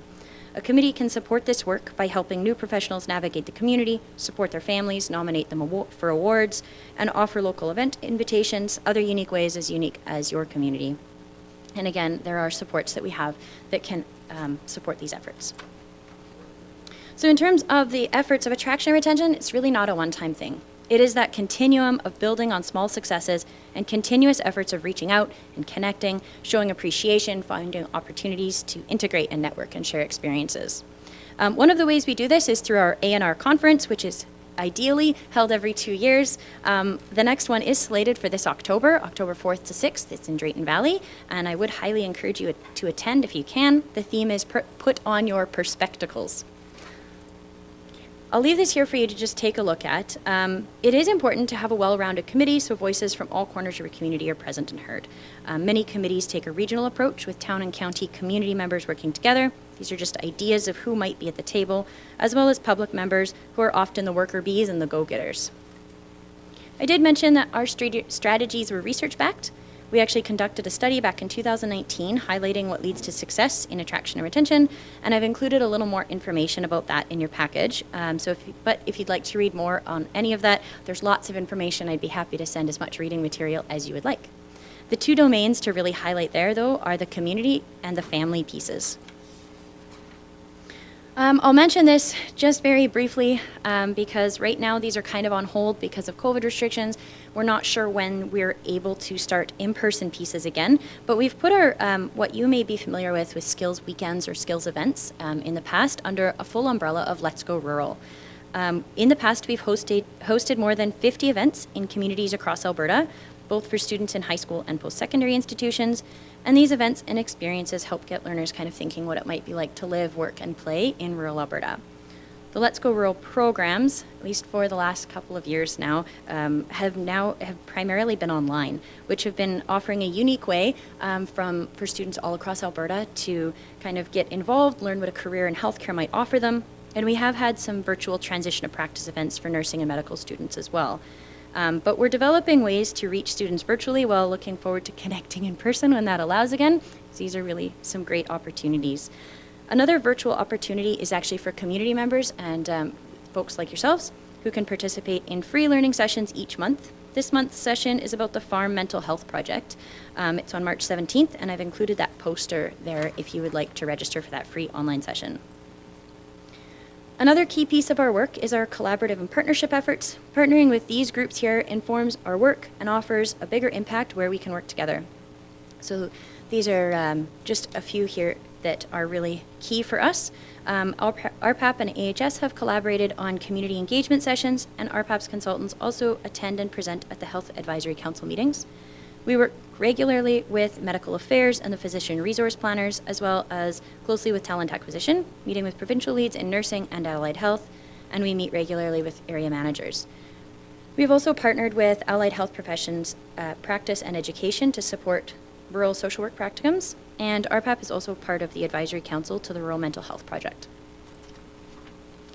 We also have a very strong communications team who tell the stories of rural health, highlighting innovative community initiatives, outstanding practitioners, and A&R successes. I've included links to the e-newsletter and the newsletter there if you'd like to stay updated, but do check out those social media channels as well. So Alberta Rural Health Week, it's coming up at the end of May. I did confirm those dates. I didn't have the dates when I sent this in, but it's actually May 30th to June 3rd. We had to shift that a bit because of the Victoria Day long weekend. But we've seen some municipalities choose to declare it officially to boost that awareness and show appreciation to their local healthcare providers. And I do have a proclamation template that I can send along if you would like to explore that option. So where can Olds go from here? These are just some of the pieces that I kind of put together as ones that I see as opportunities, and of course welcome to discussion as well. So we could build on existing work, develop new strategies, and engage the community. So there are students in Olds who either commute or stay in town depending on where their kind of home base is and what school they're practicing at. There are also community members already working and interested in the process of A&R work. And of course, A&R work is continually adapting and evolving based on new ideas from communities across Alberta. And I have been in discussion with other community members and healthcare providers who may be interested in potentially forming a committee here in town.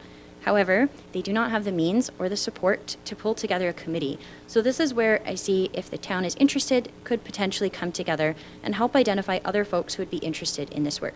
A couple of the resources that I can send as a follow-up include one document called Who Brings What to the Table, which just gives some insight as to what a municipality might bring forward versus, say, a community member.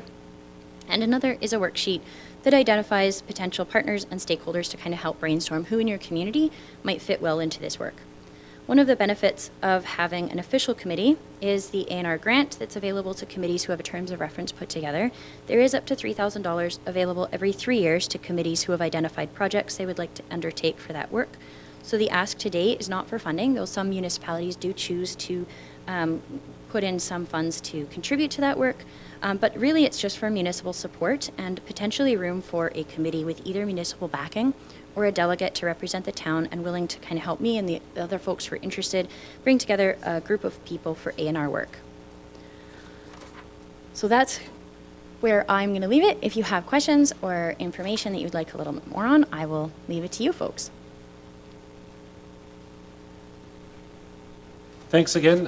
Excellent presentation, a lot of good information there. I'm going to start with a question, if you don't mind. Yep. Real quick here. You had said that you'd spoken with some other community members about your programs and what you can offer and the setting up of a committee. Yep. Obviously, if we look at setting up a committee or want to encourage joining a committee, knowing who those people are would be great. So can you tell us who you were speaking to so that we can touch base and Yeah. maybe move forward with that? Yeah, absolutely. So one of them is actually an RN who works over at the hospital. She's also a teacher at Red Deer Polytechnic. And she was quite interested in being involved with the committee, and I've had a lot of conversations with him there. And of course, she's a direct connection with the students. And so I can pass you her name and information as well. Her name is Erin Lowe, but I talked to her a week ago or so, and she said, yeah, I would be really interested in working together with something there. There are a couple of other people who she's connected with, and just kind of passing on information who may be, but she's kind of my main contact in terms of that. And then I'd been talking to a couple of people who were kind of interested, but they weren't quite sure yet what that might look like. So if anything does come together, I can blast them off an email and kind of see where they're at. But Erin is the main one who I've been talking to. Thank you very much for that. It's good to know that there's other people in the community who are already on the ball for this and wanting to move forward. So, any other questions from the board? Councillor Ryan. Thank you very much, Deputy Mayor Cummings. And I guess my first question, and I've got a few of them, would be, is there any barrier that prevents community from attracting more physicians? So, because we have been told, the previous council anyway, that there was, only a certain number of doctors that are allowed to practice within your community based on the size, and so that would prevent you from recruiting anymore. Are you aware of that, or is that a fact or just fiction? I guess it kind of depends on a number of factors, and I can certainly put you in touch with the physician resource planner for your area because that's really more of an AHS kind of recruitment. But they do have every community has what they call an impact assessment, and they work closely with the facility medical director and some of the doctors in the area, just determining who is attached to a family physician and what is the need in that area. Whether AHS does the recruitment or whether a clinic has identified a need for more physicians based on their panel is sort of dependent on what that looks like in each community. But I can certainly pass along the physician resource planner information for kind of a more direct answer to that. Great, because I know that we have been, sort of told that we have enough physicians, so it would kind of make it, I guess I guess it would be to put a committee together to have doctor attention, attraction and retention would kind of be mute if we're not allowed to attract any more doctors. And I guess my concern is that, and what we've been hearing as councillors is that, you have, I don't know what the numbers are, but say if you have 20 doctors that are in town and being said that's how many Olds has, but they're coming into the hospital, they're doing a surgery and they're leaving. That's not a family physician that is here, 24/7, or somebody who can see patients 5 days of the week. And we do have doctors who maybe are at a clinic and maybe only work 1 day a week. So if all those doctors are counted, then sure, we have lots of doctors, but we don't really actually have lots of doctors that are here full time. You know what I'm saying? Absolutely. So that could make it, so if we're handcuffed as to the number of doctors you're allowed to have operating in your community, I see what you did then the need for the community would be mute, because then you couldn't attract them anyway. Yep. So there's a couple of pieces to that, and one is that continuum. And so when you're looking down the road, I mean, the doctors who are in your community right now are not necessarily going to be there in 10, 15 years, but depending on their retirement processes or what is kind of happening in their own personal lives. So in terms of the attraction and retention, we do encourage communities to look at it as a long-term piece. So when communities start in a crisis mode, it's kind of how can we recruit right now? And when they start in a good place, like if Olds is in a good place for that, that gives you a lot of room to work on the attraction side of things, to see what might it look like in 10 years when somebody is leaving the community or somebody's retiring, or as Olds grows and there's new people who come in, what that looks like when a new doctor is needed. And then the other side is that retention, and that's a huge piece because you want to keep them here and you want to make sure that they feel appreciated. And in terms of any locums or those who are in there, that's a really great attraction opportunity, because a lot of times locums are coming to a community to kind of try out the waters and see, what does it look like if I stay in this community? What if I go practice in this community? And they're just kind of making sure that before they really put down roots, they kind of understand what that community might look like and what it might have to offer them. And so that's one really great opportunity to connect with traveling doctors or locums within your community, to connect with them and say, hey, this is a really great community. Welcome to Olds. Here are some of the really big assets for you. And the other piece is that because we are focused not just on physicians, but the wider healthcare providers, nursing is one piece that is a critical need across many rural sites in Alberta. I don't do the recruitment numbers for that, so I can't speak personally to Olds for nursing, but in terms of the healthcare provider as a wider scope, the more you can retain and have that strong workforce, the better likelihood these doctors are going to also feel supported in their workplace and develop that strong team-based approach to rural healthcare. Okay, thank you. And I would imagine that if you had a committee in place, then it would be best to have that committee be able to have either members from the local medical clinics on there, so that the committee would know exactly who is coming in as doctors, who are there, and who might be able to be interested in having conversations with them so that they would stay within the community. If you don't have that conversation, we don't know who they are, then you don't, you can't do that kind of work that you just mentioned. A lot of times clinic managers, site managers, some of the healthcare providers right on the ground, as well as community members involved in, say, a health foundation or PCN, and that kind of those arenas can be really valuable around that community, because there's that information sharing, and the PRPs, or the physician resource planners, are also often come just with information, not as members, but just as sort of a delegation to present where they're at. Thank you. Councillor Wilson. Thank you, Deputy Mayor Cummings, and further to and in support of Councillor Ryan's comments just around physician staffing or professional healthcare staffing. One of the opportunities, I think, for this council is to understand the methodology for that resource planning. And I know you stated, Alicia, that that's really an AHS function. So yeah, if we could get a contact there that handles that, resource forecasting planning, that would be fantastic. Yep. Because again, our challenge or opportunity is to understand the underlying assumptions and the methodology. Because I think in 2021, it was reported through the media, we have just under 18 FTE physicians, GPs.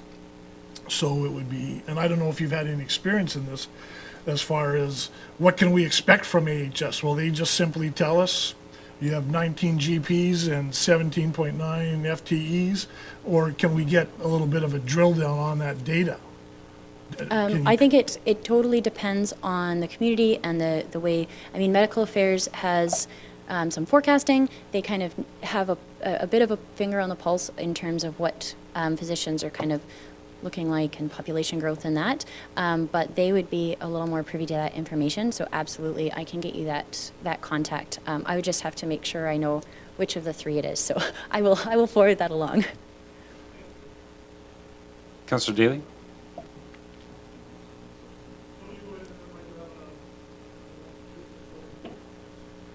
Thank you, Deputy Mayor Cummings. Alicia, thank you for your report. It's been very informative, And you mentioned in there working with several different partners or associates in your attraction, recruitment, and retention. What is your role with the placement of medical students for their practicums within rural communities? And that would include both physicians, and you mentioned you don't deal with nurses, though. We do, I mean, in terms of the placements there for nurses, it's more when we have that information available. So, I mean, the direct information that we get is from our accommodations team. So our accommodations team is, they work with U of C and U of A, which is where the funding is actually comes from for the accommodations, and they more manage that. And so, for example, I can tell you when student A, B, or C is coming to Olds. Right now you do have a student in accommodation staying here in Olds from, I believe, U of A, and we have that information on, say, the student name and the program that they're in, whether they're a UCLIC student, whether they'd be staying a full year, or a resident, and just kind of where they're at in that process. That's kind of the only, we have a very arm's length, any influence on that is more with the UOVC and U of A, and then we work with, say, the Rural Medical Interest Group with U of C, and some of the more rural interest groups as well at the U of A, to kind of get a sense of where these students are going, and that's based on where the preceptors are available. Yeah, go ahead. Supplemental, thank you, Deputy Mayor. And how does your organization work with foreign physicians coming in as well? Do you have any influence, or do you give them any direction as far as placement? In the past, I think there had been a little more influence over that. Right now, the only, I guess you would say, influence or IMGs, which is the International Medical Graduates coming to Canada, they would really be kind of tagged along with some of our strategies when they're actually in the community. And so, I mean, there's an extensive process before they ever get to the community, as I'm sure you're aware, with the assessment that they have to do in another community before they come to the community they're staying in, and then a further assessment just to make sure that everything lines up with Canadian medical standards. But in terms of them being, say, supported, that isn't really in our wheelhouse of the community development and engagement until they're actually in the community. And then it's how can we come alongside them, and how can the community say, are you getting what you need in terms of, do you know what to expect for the winter, and do you have connections to a daycare, and how can we plug you into your local community? Do you have a way to plug into your faith community?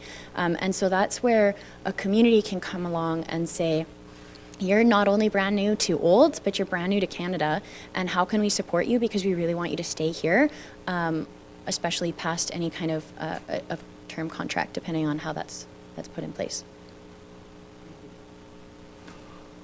Thank you. And just before I go back to Councillor Wilson, I have a quick question of my own.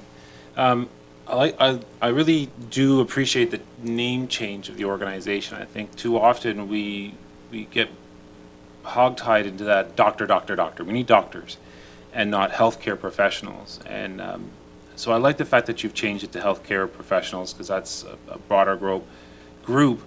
How broad is that group of people that you're working with in those health professionals? We've talked doctors, nurses. Are we talking midwives, crystal healers? I'm not too sure how far down the spectrum we're going to go with that. Right. Okay. So in terms of the scope, I mean, on a community level, it kind of depends on how broad that community wants to go.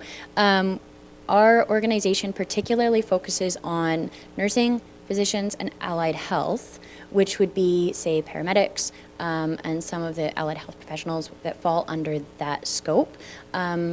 And for continuing medical education, there is a heavy focus, say, on the Peter K. Lindsay Enrichment Grant for physicians, but there's also the REAL program that focuses on out-of-scope practice and non-union, which would be something like nurse practitioners and midwives, and some of the mental health practitioners. So for that, it would be, I think, the three main would be allied health, nursing, and physicians. Thank you. Just a supplemental to myself there. The reason why I'm going down that line is I know that when you don't have those other healthcare professionals like nurse practitioners, I don't know if you do physician's assistants in Alberta or not, Depends. groups like that, your doctors have to take on all that role that those other groups can take. And so I'm happy that we can, that with this organization, if we choose that way, or this committee, that we can look at that sort of aspect of it as well. Because doctors are few and far between, nurses are even more so.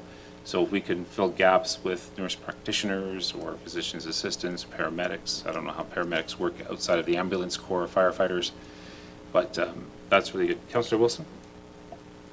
Thank you, Deputy Mayor Cummings, and if I'm allowed, I have a couple of questions down a couple different tranches. One would be, Alicia, would your organization assist, say, the town of Olds as far as community engagement in terms of like a survey to assess what the community and how the community feels about health provision care in the community? Is that something you guys would get involved with? I know in the past, some communities have done, say, sort of a survey to see where people are at. Now, are you asking whether they're attached or whether they would be interested in community engagement, or what particular avenue of survey were you kind of looking at there?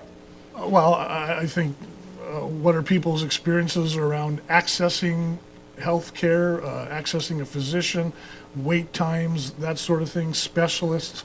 It would be probably, not a wide-ranging survey, but a variety of questions around, again, healthcare provision in the town that would help drive council perhaps as to whether this is an area we should be advocating aggressively for, or it's not on the radar scale for majority of people, so not an issue. For sure. So the biggest piece there, I guess, would be story sharing from other communities who have done that. I'm familiar with at least three other communities who have put out those surveys, so I can definitely provide a little bit of kind of insights as to how those communities have conducted those surveys and what they've looked at. That would be sort of on, I guess, up to you guys how you want to undertake that and what direction you'd want to be on, but I can share some of the information there for that. Thank you. Yeah, that would be great, Alicia, because again, one of the things, just as a side note, one of the things that the town of Wolds prides itself on is community engagement. So being able to look at wise practices from another area, another municipality would certainly be helpful. Just one brief comment. I'm hearing from you that even though Olds may not have a need for more physicians, it's probably in our interest to at least consider and maybe move forward with a committee, because the committee would look at retention and other health professionals, not just physicians. So I think that's what I'm hearing from you. Yep, that's basically kind of, yeah, the committees that do start in a crisis mode where they need physicians tomorrow, it looks a lot different, and they don't have that same advantage as a community that's starting 5 or 10 years before they reach that point of potential or averted crisis. Councillor Ryan for a quick question, and we'll go back to Councillor Wilson. Thank you very much, Deputy Mayor Cummings. And actually, this is a question that perhaps more be directed to the interim CAO, Lindeman. Can you tell me, was the Economic Development Secretariat, did it not have this particular committee idea in its wheelhouse? Because I know that we talked about them forming a committee for tourism, they forming a committee for business retention and attraction, but I wasn't sure whether or not we had talked about this particular aspect of it. And maybe either you or even Director Wagstaff can jolt my memory on that. I myself do not have that answer. I don't know if Director Wagstaff does. I do not as well. But it is something I can definitely get back to council on. Thank you very much. Councillor Wilson. Thank you, Deputy Mayor Cummings. And just, I'm debating whether I should comment on Councillor Ryan's question just from a previous board membership I have. I do know when the town repatriated some tasks, I believe health professional recruiting retention was part of a task that was repatriated. Whether that was going to manifest itself in some type of committee, I'm not sure, but that responsibility was repatriated back. A question for Alicia. Are you able to comment, and again, I realize maybe this should be directed to AHS, but about hospital privileges, how those are granted, what the process is, from your experience, in other towns, and I know you said, if you know one town, you know one town. That's ringing in my ears. But should every physician expect to have access to hospital privileges, appointments, that sort of thing? What's your experience? What are your comments, thoughts? So for the hospital privileging itself, it is based, from my understanding, and it may be more complex than this, on their impact assessment, which is based on a number of factors, including population and how many people are attached to a physician. When they go to a hospital, are they under the care of a family physician, and those kind of numbers. And if within their impact assessment, they determine that X number of physicians need hospital privileging and X number of physicians already have hospital privileging, then a doctor is welcome to come into town and set up shop and take patients and, under the fee-for-service model, but they would not then have hospital privileging unless it was identified under the impact assessment. But that may be a very narrow look at it. There might be a lot of other contributing factors. So definitely probably a question for the physician resource planner. That's the best of my knowledge. Councillor Ryan. Thank you, Deputy Mayor Cummings, and if you don't mind, I just wanted to piggyback on a question that Councillor Daly had raised with regards to foreign physicians. So is there any restriction to communities trying to attract foreign physicians? Based on those numbers we talked about earlier, is it all together, like looked at the big picture, or can a community say, hey, we'd like to attract more physicians and we'd like to target foreign? That is a broad question.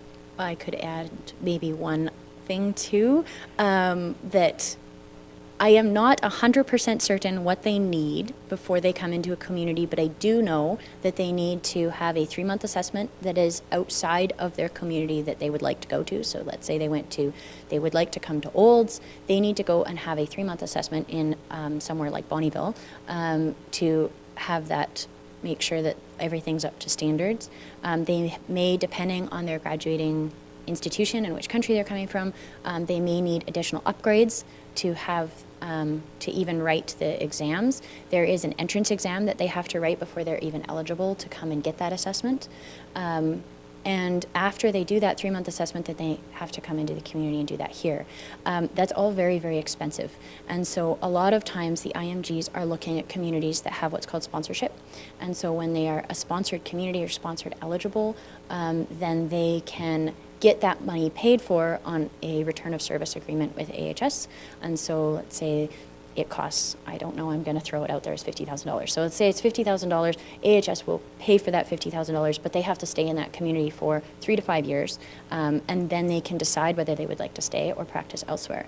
A lot of these sponsorship eligible communities are rural, remote, and hard to attract to communities. And so if there has not been a need identified as high priority, they may not be sponsorship eligible communities. I don't know if Olds would be considered one, but I don't think so. Thank you. Just a supplemental to that. So you're talking about AHS sponsorship. Is there anything that precludes private sponsorship? Probably not. Yeah. I mean, it depends, I guess, on the direction that the town wants to take. In terms of whether you're asking if municipalities provide money to that? Sorry, not municipalities, we're thinking more like a private clinic. Oh, a private clinic. Nope, they can make their own deals with physicians in terms of, if they identify we would need a physician to come to the community, they can make their own kind of contracts that way. That would be, yeah. I was going to say, some municipalities do choose to put out money. We do not necessarily encourage that.